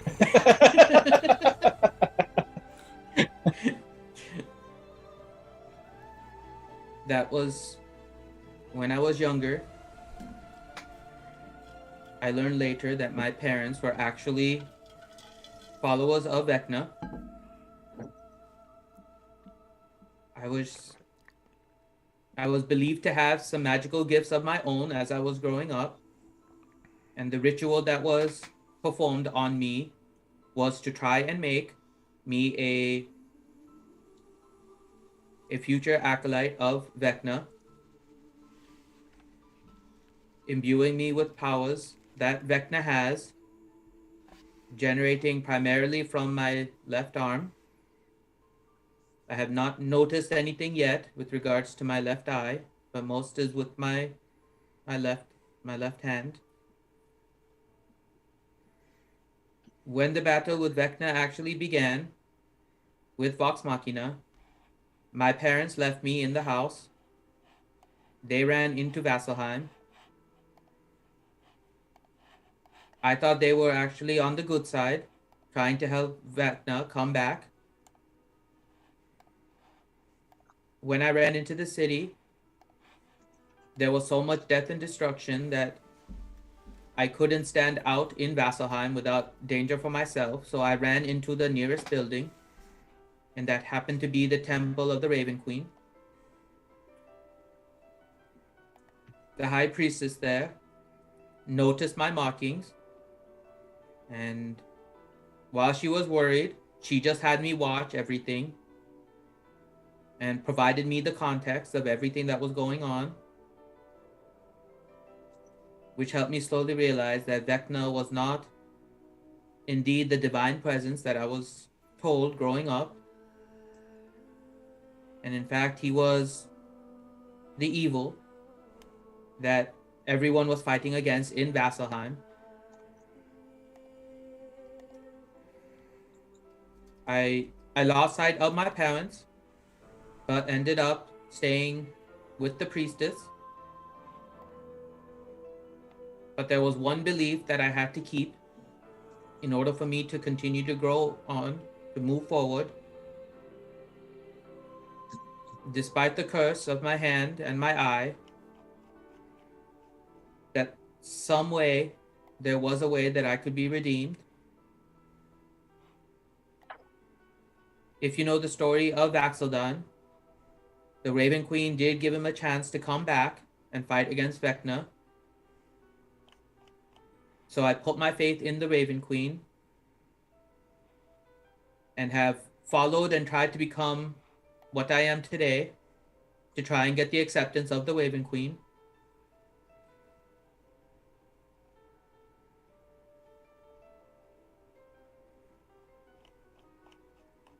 But there are certain things I am looking for that happened from that day. You are probably familiar with Grog Stormjaw of Vox Machina. Hadlin, you taught me how to use a longsword. The reason I was looking for this skill is because there is a particular weapon that is called the Sword of Kas. It is currently in the possession of Grog Stormjaw. Being one of Vox Machina, I am not necessarily in pursuit of that weapon. But should I be in a position where I may be able to help take down Vecna, I wanted to make sure I am able to use it. Which now, thanks to you, I am. But more importantly is the story behind Archon the Cruel. He is a Dragonborn, a follower of Tiamat, and he was temporarily an ally with Vox Machina in the fight against Vecna. However, at the time that Vecna fell, instead of helping destroy the left hand of Vecna, Arkan took it for himself and for Tiamat. And I believe that he is currently trying to give it to Tiamat in a way to try and empower Tiamat to return once again from the line layer of hell. That is why I am in search of Arkan. My goal is to either destroy that left hand of Vecna or to be able to use it against Vecna should Vecna ever try to return. Not only with the left hand that Vecna possesses, but also the left hand that has cursed me and given me power from Vecna. But that is what I am chasing. It is the hope that if Vecna ever returns, I will be there in order to stop him. But Arkan has the key piece that I think gives Vecna any chance of returning. So when you make an oath like you did, Reed, I want to make sure you know what you are in for. You three have given me hope that I can be redeemed. I tried to do my best to protect all of you. And that is the honor that I live by. But to take a blood oath to follow me into the hells, and Ashira to vow to continue to protect me and put your life in front of my own, that is a danger that I will hold none of you to if you do not want to follow. But for you three to put on the line what you have for me so far, I did owe it to you at this time to tell you everything I knew. So if you do not wish to continue with your oaths, I do not hold you to it. If there's any way I can break it, please let me know. I do not hold it against you. Because where I am going, I do not know if there's any return.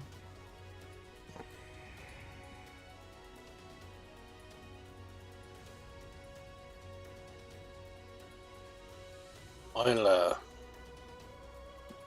I'll walk over to the nightstand where the Battle of Bourbon. At this time, Sorry. 30 trays of meatballs are brought in. Oh. They're all over the bed. They're all over the desk. They're on the floor. They're everywhere. I'll proceed to inhale 2 of the trays right away. Well, there's 28 left. I'll walk over to the nightstand. I'll look at the bottle of bourbon. I'll pour about maybe 1 finger's worth into the glass. I'll look at it for a long minute. I'll shoot it down. I'll put the glass back on the nightstand. And then inhale 2 more trays. I'll Such a gluttonous. Jesus Christ. A lot of balls in your mouth, Johnny. Yeah. Well, you know, we all have our lot in life. I'll look at Bal and I'll say, oath's an oath. All we got to do is get the sword of legend away from a legendary warrior, so that you can go and kill the man who took the arm of a giant demigod of doom. We do not necessarily need the sword, but otherwise, yes. The sword would help, right? Definitely would. But Grog can also be trusted with it, unlike Archon with the hand. Yeah, maybe we can recruit Grog to come and help us then. I am sure if we were able to find him and we told him Vecna was returning, he definitely would. I'm relatively sure that Critty can make friends with him. She seems to be able to make friends with pretty much anything. From the legends, Pretty does remind me a little bit of that pike.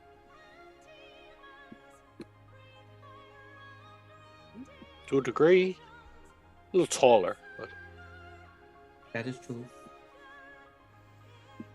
Balin, you are a true friend.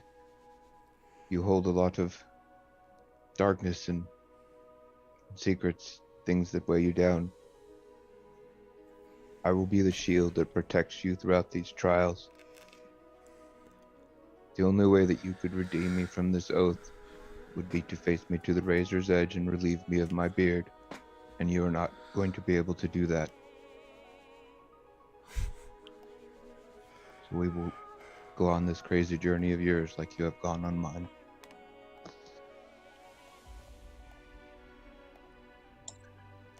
Yes, this information, it does not. It tells me that I have made a good oath to a good man who is fighting for the good, and that I've made the right decision.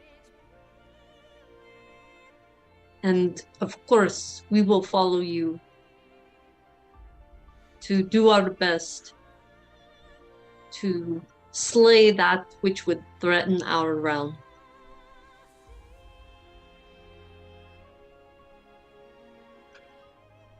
I do my best, kind of trying to get all 3 of them in a hug.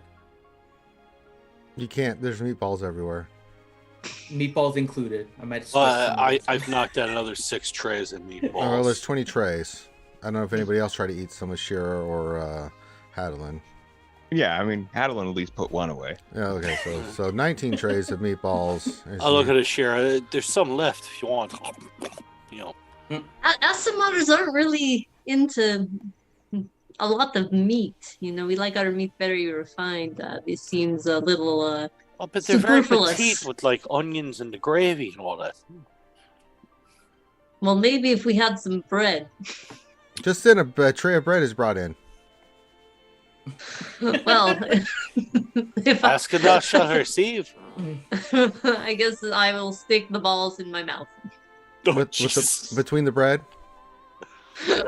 between the bread. Yeah, okay. So you just invented the Swedish meatball sub. No, she didn't. She just put a bunch of meatballs and some bread and ate it. In my mouth. In your mouth, yes. All right. God. Okie dokie in the pokey. Anything else you guys want to say?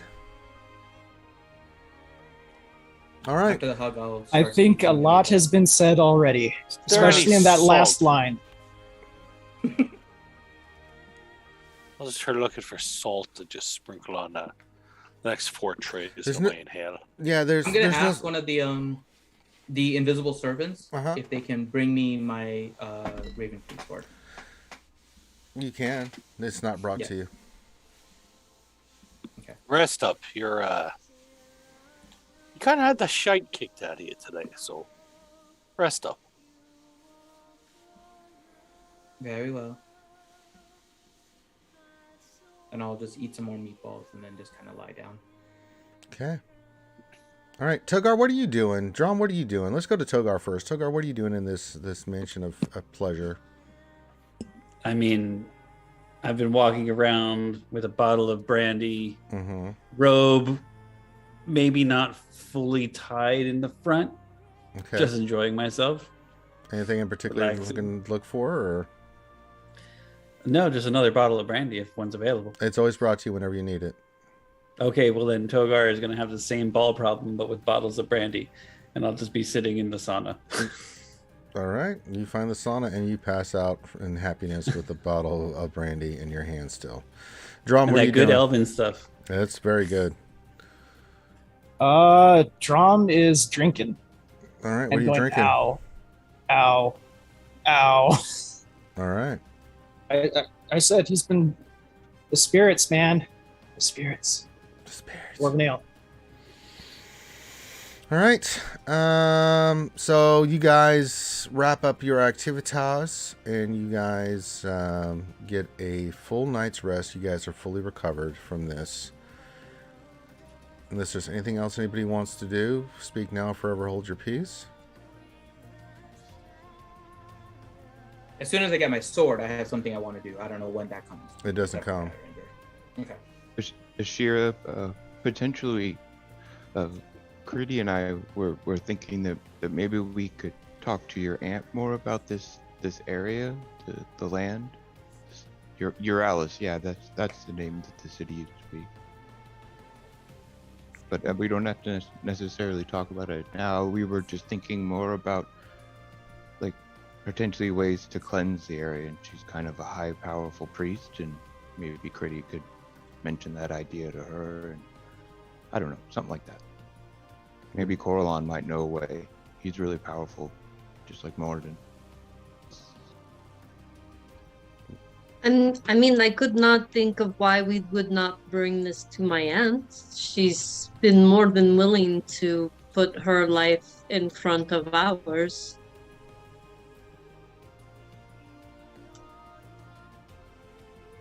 Did you want to go speak to her now?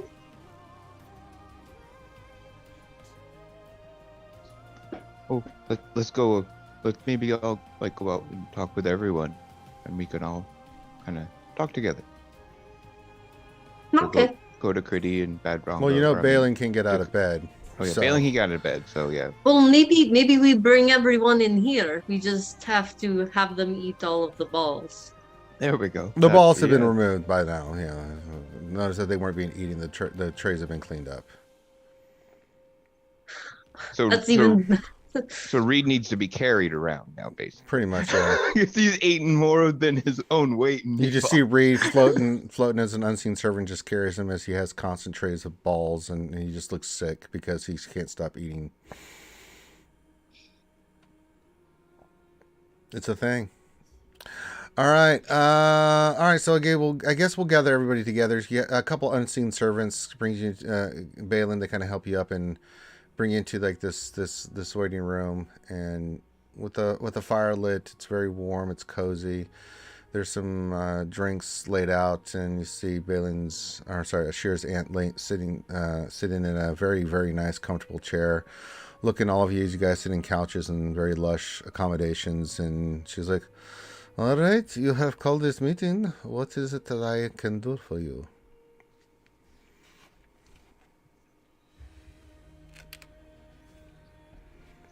Adeline? We were one of the things that we were thinking about, and it was more Critty's idea, but if there was a way, it seems that completely cleansing and restoring the site to Moradin is an extremely slim chance. I mean, you would have to go speak to the dwarves of this, because it is their task. I cannot help with the cleansing and rededication of this site. Even the cleansing process? Is that something that we could even temporarily do to Possibly. to prevent at least somehow from getting the stench out, or from for spreading further, the evil out? Let's take one step at a time. Let's try to defeat the evil here first, and then we can talk about maybe fixing this place. We're on step 3 when we haven't even got past step 1. And perhaps we should go back to the temple and see what those 2 side doors lead to. We are looking for the key inside of this temple. I do not know what that key is, but that I'm assuming something of note will lead me behind that one of those doors. Well, if as Kriti can assess, because she is quite read on my journal, we will have to go to the catacombs. Ever been to the catacombs? No. I know they exist, but I must If warn you you. had to guess, how scary do you think that they would be? On On a a scale of like 1 to 500.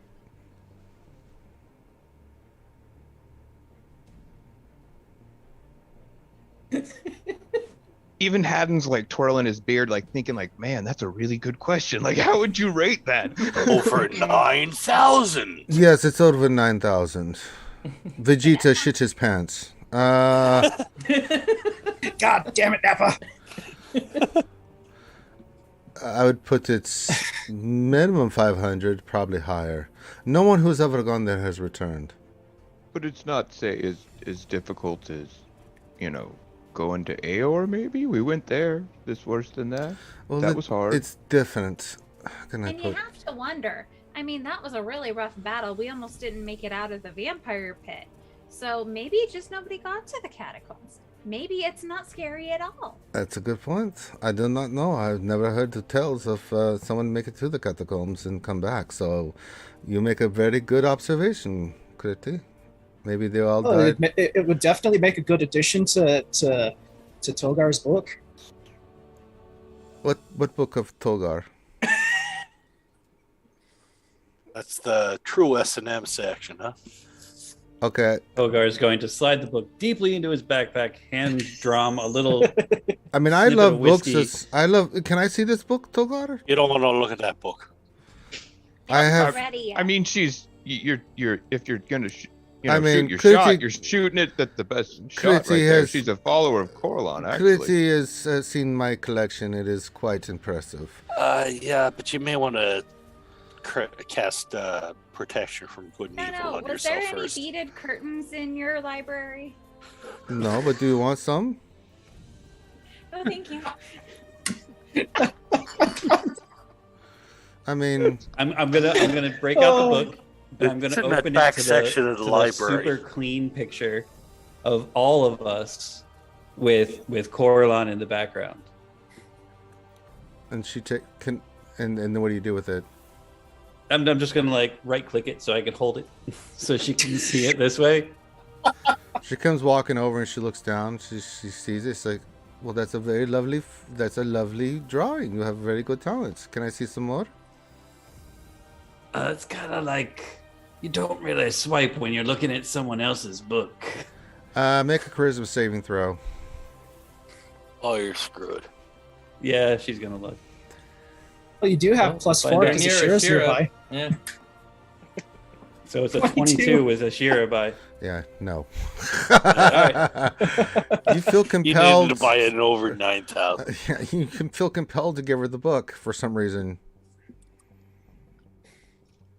Are we about to get the very judgy ant look? You give her the book, she starts going through it, and you just see her when she reads, she just wipes her hands over real quick in each page and is going through and looking at it, and then she just suddenly closes it and she gives it back to you. You're such a man. Adeline likes it. He's a man. Adeline gets really embarrassed and his cheeks get really rosy. He's like, Togar, I'm never telling you that again. I can't believe you'd embarrass me like that. And I grabbed the bottle of bourbon and I downed like one big glug real quick. Another bottle's brought right to you.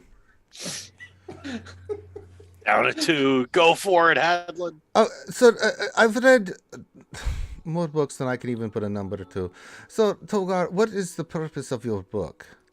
You see, that's the thing about my book, is that it has no words. You don't need to read it. No, there were words in there. You should be ashamed of yourself. But what is your purpose? Wait a minute, it's a picture book? No, it has words. Just, I don't want to repeat them here. Hey, you could tell me there'd be articles to read too in it if I subscribe to it.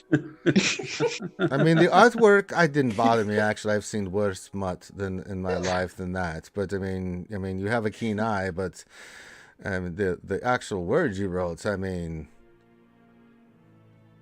The purpose of the book is just documenting how I see the world. through sex,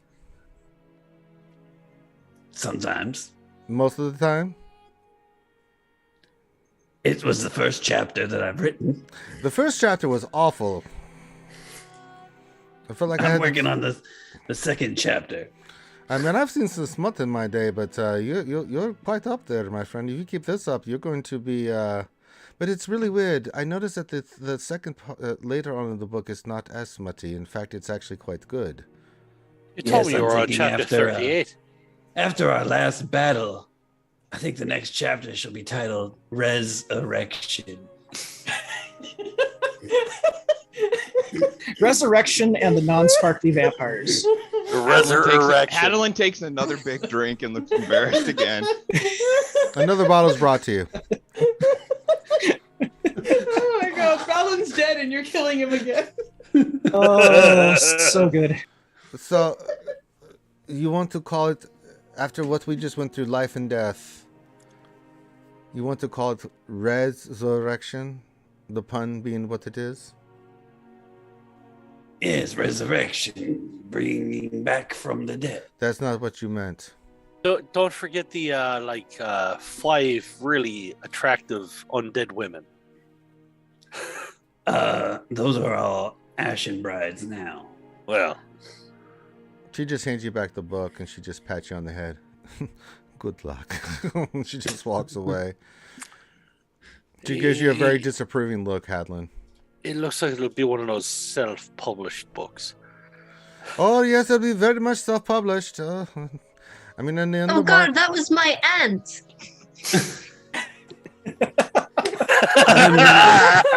I am not going to lie to that lady, nor am I going to try and hold anything back from her. Well, so because Thanksgiving that's dinner your will be aunt. awkward. Oh. So anyway, Call me what you want. No one calls me a liar, though.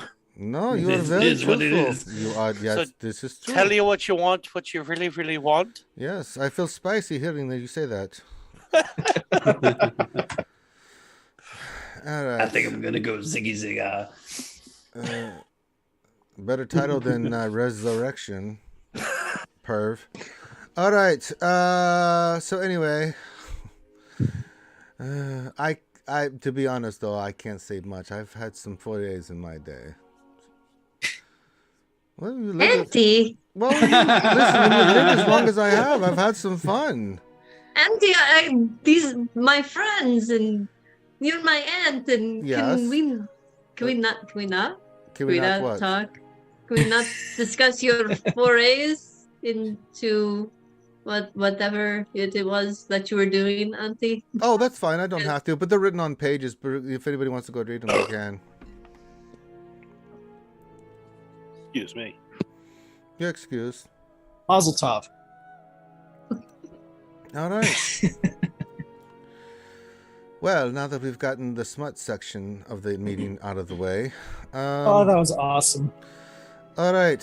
So tomorrow we hit to the catacombs. Yes, this is the plan.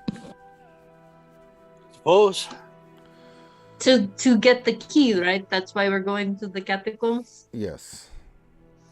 And she kind of looks at you. Is there any other intent to look for treasure or any of this other nonsense? Well, I mean, If it's while there. we're down there, Yeah, Reed gets. I mean, we gotta make sure that it's clear of undead as well. That's our goal in life, isn't it, Balloon? Yeah, they get twitchy around undead, and Reed gets twitchy around magic and wants to investigate it. So, well, and Balin in general wants to touch things. Well, I will put it to you. I like books. Yes, Kitty, you're the only. I respect that. Please, just. I started touching 3 vampires and died. I have not learned my lesson. I think they apparently. touched you, my friend, more than you touched them. It was back and forth. Actually, they ate you. I don't know how to also put it. Oh, that seems like an awkward reversal. But yeah. No, they made him a delicious snack. But They didn't even bother with barbecue sauce. No, they didn't. But, I look at it this way: if there's things down there that we can use, you take them with you. But if the key thing is to go and cleanse the area, we cleanse. I'm not the area. interested in cleansing the area. I'm not interested in any of this other stuff. I don't care about wealth and riches. I'm here to help you find this key. Anything else is unimportant. I will have. Do we have any idea what this key is? No, we don't.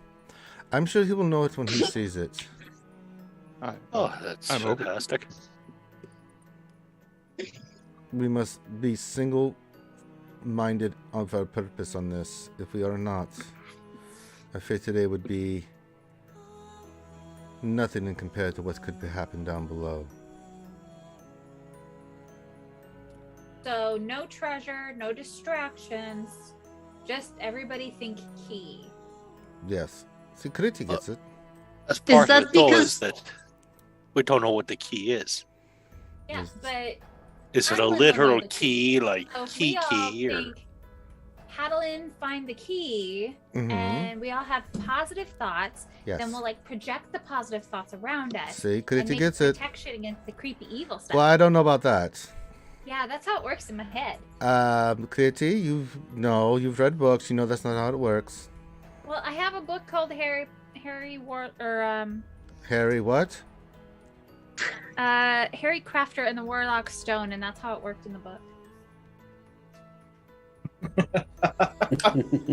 You keep Well giving her played. these books, Well Ranger. played. I'm just saying. I mean, Kriti, I don't know She how to picked that respond book up to in session You 10. never know.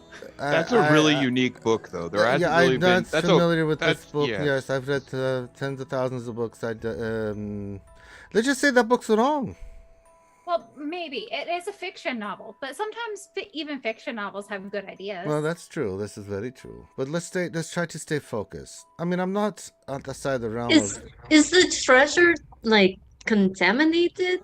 Is that why we don't want to get any of the Oh, I have no treasure? idea. No, I mean, I'm trying to keep us on point. If we try to go and look for treasure and other things, I mean, we don't want But to if be down. but if we happen to come across treasure, is it okay to pick it up, or is it cursed? And will we end I up don't sprouting know. Do we a want new to risk? hand Do or we a want to second risk? eye or a second niece, head? Or... do you want to take a risk on that? Well, again, here's the thing: if we don't know what the key is, I am fairly certain I will know when I see it. oh, okay. So I we say got to have you look only at touch everything down whatever there. Hadalin thinks the key is. Well, I mean, we go down there, right, and we find, a splendidly crafted dwarven weapon that one of us is able to use. I think it's in our best interest to grab it and use it against anything down. I'm not against that. You misunderstand what I'm saying. Our main primary focus is to get the key. Well, obviously, and I'm not in favor of taking and she any looks at you unneeded hard. risks. I don't think we should waste time if we find a vast wealth of treasure to stay there and play with the treasure and try to collect it while we're still looking for a key with what we just faced on the very top layer of this temple. Well, I'm fine with agree. that. I mean, Reed, you do have a bag of holding, so we just shovel what we can in, and then we keep on going. We Listen, can do that. the same time, Our main goal is, regardless of if there's treasure or not, our main goal is to find that key. So, I agree. no matter what, we're leaving with the key. and again, I've lived a rather long A life. short life. Well, compared to you, Yes. but for me, it's so far been fairly long. But Yes. I've managed to live this long by not screwing around with unneeded chances. Well, We see something that's valuable enough that can help us in a moment. Let's say I'm we not go for talking it. about the weapon. I do not want us to be sitting. Listen, it's about. Oh, I'm not about to sit there with a shovel, funneling hundreds of pounds of gold into a bag. She raises an eyebrow at you like you are so full of poop right now. She's giving you the mom eyebrow look. Actually, Drom's giving him the eyebrow look too. And nor do we need to take unnecessary risks for things. that Yes, aren't that's the key. my point. Thank you, Yes, Master Hadlin. I thank you for saying that. But there's also a famous saying, you make the plan, you follow the plan, expect the plan to go off the rails, then you throw away the plan. So we'll see when we get down there. But the main goal, yes, get the key. I agree. Curdy did find out that it was the hammer that was the dedication to Morden. So, if for some chance, Listen, if we can find the hammer, that'd be great. But that's not our primary purpose here. I thought the dwarves took it Unless with them the when they hammer left. is the key, if the hammer is the key, then that would be I very do not think interesting. that would be the Super cool. case. It I would be thought the dwarves complicated. took it with them when they abandoned the city. They would have, Hey, yeah, possibly. But I just don't feel that that's what this key is. Watch we get down there and the key is MC Hammer. What is an Oh, MC God. hammer? if the hammer was stolen, It's a man in parachute pants. or it was somehow lost by the dwarves that were protecting it, that would definitely cause the land to fall. Aye, That's but why so would they big. have gone further into the catacombs instead of out? The priest went mad. She could have taken the hammer down to whatever evil is inhabiting it and gave it to the creature, and they're wielding it now in pure destruction. Well, we'll find out There when are we get many down things. there. Well, get some rest because we are going to find out tomorrow. All right. Good night, everyone. Good night. Good night, Mom. good night, Auntie. And she goes to get some sleep. I'll eat another 6 trays of meatballs before. All right, make a Constitution saving throw. This is getting ridiculous. That's halflings, though. They eat a shitload of food. Nothing happens. 22. You're sick. You're a sick man. You're a very sick individual. You're goddamn right I am. Drom's good down all that's left of his watered down dwarven ale It's and not- get with the It's servants not- to make some more. It's not watered down. I love that I have to make a meatball Okay, check. well, You have to make After an 20 ale. trays of meatballs, I don't care who you are, man. You're gonna make a Constitution saving throw. And you damn well I'm gonna know. go back Have to you- the have you dungeon. seen some of the- a Swedish meatball check? Yeah. But have you seen some of the pictures they've drawn of halflings and their I know, meals? and I know One what they person eat. can eat a table I completely piled know, with food. but these are by themselves. really good sized meatballs, and he's eating them like they're pieces of candy. And there's going to be consequences. I don't care who you are for that. Ooh, piece of candy. I know, right? He's Failing candy. stealth checks Ooh, due to meatball. flatulence. And then, Yeah, the Constitution saving throw is going to be tomorrow. yeah, let's see if you didn't throw up. It's more of a dexterity check. No. Well, we know. Halfling has gas. We Whoa, know he went Reed's orbital. weakness: meatballs. Yeah. Next thing you know, he's in Bangladesh. He got trapped and sent there. What happened to Reed? I don't know. He was here and then he disappeared. How the hell did I land up here? What the? I'm just gonna keep casting prestidigitation and change the smell that is coming out of him. It smells like onions. Yeah, it's a big oniony burpy smell. And then it smells like lilacs. Yeah. Then it smells like onions. Smells Then like- it smells like lilacs. It smells like, you know what? It smells like candy and sweetness because of Critty. It smells like sometimes poopery. fresh baked cookies. I'm the candy It's- part. Yeah. One time it smelled like Mexican food. It went very awry. Yeah. It smells like bad enchiladas. All right. Ooh. All right. Anything else you guys want to say before we wrap up? I'm just Yes. waiting for my Other Such than thing as a check bad enchilada. your messages. Yes. check my messages. Jesus. God. Trying to set up storyline, man. I'll look at the servants and I'll say, make sure you bring up a few more trays of the meatballs to Balin. So, Drum, I was wondering something. Did you ever get that shiny stone out of the vampire's crypt? Or did you No. leave it there? Nobody did. Well, that spell only lasts for an hour, so it's just regular rock right now. Still But I should do rock plan the on hell using out it of her. again when we go back down. When we go down there, in case we That's come pretty again cool. across more Yeah. of those. It's definitely a unique object. It saved all of our lives, or at least some of them, for sure. Oh, it First It hurt First the thing we'll do is vampire. when we she go was in there, like, we'll- I gotta hide this. The only place she could was in her thing, and she figured she could, because two of you were down, and then she's like, if I get the paladin down, I'll win. And then paladin tore her apart, and then what happens to vampires when they get to 0 hit points? They go back They immediately return to their their lair. coffin, which had a giant beam of sunshine in it. And she Poor thought planning. that one through. Yeah. Well, it was either she was damned if she did, damned if she didn't. She had to take a gamble there. As soon as that spell was cast, I was like, oh no. Russian roulette with a bolt action rifle. Yeah, pretty You know, much. I wasn't even expecting, anything to be in here. I was expecting stuff to be down in the crypt, and we'd need like light that wasn't a torch. So It's expecting double-edged freaking sword. Is vampires, this so- this Yeah. just the welcoming committee, or is this where they put their forward defenses? We don't know. one way to find out. Which we'll find out next week. Because Do I that's ever where get we're my gonna end. sword? No! Damn You'll it! get it tomorrow when you get out of bed. God, who sleeps with a sword? What kind of wacko are you? He really likes it. It's his teddy bear. I sleep with my sword, my axe, my warhammer, my javelins. You and- do not. You're a dwarf. You're all kinds of I'm weird. a dwarf. I You, sleep you with It's my... my- you keep them next to you, but you don't sleep with them, for God's Yeah. sakes. It's He's my like Raven Major Queen Pain. sword. He sleeps with his eyes open. Yeah. He sleep sharpens his weapons. Yeah. That's what he does. Good God. His Johnny, teddy bear do was you, a do sharpened you honestly sword. think that Reed doesn't fall asleep armed?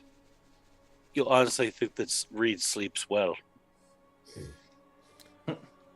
I mean, He's Alright. light on his feet. He's probably a light sleeper as well. all so- right, we're going to end the stream there. So there we go. All right, so we will be back next week, same bat time, same bat channel, for more Dungeons and Dragons 5th edition with Wildemount Campaign as the party goes into the catacombs. Ooh, what are they going to find down there? What's going to happen? Is anybody going to die? Are they all going to make it? Are they going to find the key? I don't know. We'll see what happens. Teddy So, bears tune and in next week. rainbows. yeah, all you find down there is cotton candy and happiness. So with that, we're going to call this one done. So on behalf of myself and this awesome cast of folks, thank you guys for joining us for D&D. Finn's going to be doing his Streamtacular tomorrow. I'll probably knock out my GAC. And then we'll be back Monday with more regular tune scheduled programming from RSG like we always do. If you like the programming, make sure you hit the follow, subs, all that good stuff, blah, blah, blah, Patreon, blah, blah, blah. All right, I got all my spiel out. Okay, so everyone have a great rest of your night. Enjoy the rest of your weekend. And we will, before we go, Ouch says, what's Streamtacular? Finn, what are you doing tomorrow? Yeah, so tomorrow I'll be I sleeping. will be starting my stream at 8 a.m. Eastern. Sure. I'm going to have a timer set up because it is September here on Twitch. So what it's going to be is going to have us start off with a 3-hour timer. So minimally, I'll be streaming from 8 to 11. And then potentially can go all the way up to 9 hours. And for each sub, I'm with it's you, going Ouchie. to add on time. For bits, it's going to add time. And it'll go all the way until hopefully we have Star Wars D&D at 5. Was is everyone going to be there for Star Wars D&D? I get into for that. I think so. You think so? This is Everyone tomorrow? Yeah. Starting what time again? 8 a.m. Eastern. What do you So what things Wow, are you going to be okay. doing? Wait, what things are you I'm gonna try to do GTA, Phasmo, Borderlands 3. Those are my main 3 that I'm gonna be trying to do. Finn's going to be teaching when himself to are you juggle. going to like DM a D&D one shot for people? Finn, come on. I did that once. I'll do more, but for this, because I don't know how long it's gonna be, I wanted to make it more games. We And could I use think the those answer bizarre is he's characters not we made prepared for the for that. Finn one-shot channel. I know. We still have that. Yeah, we still have all that stuff from the Disney one. Yeah. I think it would be awesome. No, just the That would one that I made where it was Yeah. the teenage turtle I just Yeah. want someone else to Sorcerer feel monk. Ranger's pain once in a while for having to DM. You know, he always has to do all the DMing. Oh, you're talking about that turtle one. Yeah, when you Yeah, guys the did the Teenage arena. Mutant Ninja Johnny. Yes, I remember that one. Yeah, I could definitely create a new one for that. But yeah, so I'll Or look even at all that, this but stuff that for- I made for your Disney campaign. I know that's the one I was thinking. Oh, I think But- that would be awesome to see in action. But yeah, so tomorrow I'll just be playing different games. If you guys are on the Discord, I'll be in the general live stream chat for the public, so you guys can always just jump in. We'll switch games. I have nothing in particular set right now, so I'm just going to be playing different games all through the day, and as different people are on and want to play something else, we'll switch. But it'll start at 8 o'clock, minimally go until 11, adding time based on subs and bits that are given since it is September. And we'll hopefully go until 5 p.m. and then we'll switch over to Star Wars D&D, and then I will be streaming again at 8 p.m. for regular Sunday Night Gaming. Nice. Which that one, by the way, I Cool. do want to do Heroes of the Storm for that one. Heroes Sunday of the Night of the Storm. Doom, doom, doom, doom. Yeah, so Whenever Sunday night, Finn we're is playing the Heroes of the bored, Storm. we play this stupid more Heroes of the Heroes of the Storm. Storm. Yep. All right. Creamy. All right. So with that, and I'll knock out my GHC tomorrow night as well on Twitch, because I got to do it tomorrow, because Monday I got to spend all day doing Conquest. Furniture stuff. No, I'm done with mostly with that. Now Oh, it's it's going to be a lot of Conquest? Which would you rather do? Which is less I'd painful? rather move furniture. Yeah, I think so too. Yeah, that's I the hated thing. the last round of it. Not Yeah. looking forward to this one. Yeah, the new changes are borderline idiotic in my Yeah, opinion. dude, So, you know, anyways, the best part is when you manage to go like 3 of them in a row and get nothing in the way of decent data pack Well, we'll cards. talk about that on Monday. So this is the Yeah. grumble. Grumble. Yeah, I've gotten one purple in 3 rounds. All right. Yeah. So everyone have a great rest of your night. Enjoy the rest of your weekend. We'll see you tomorrow with Finn or myself whenever we're streaming, and we will rock and roll. Love you guys. See you soon. Peace. Bye. Good night, everyone.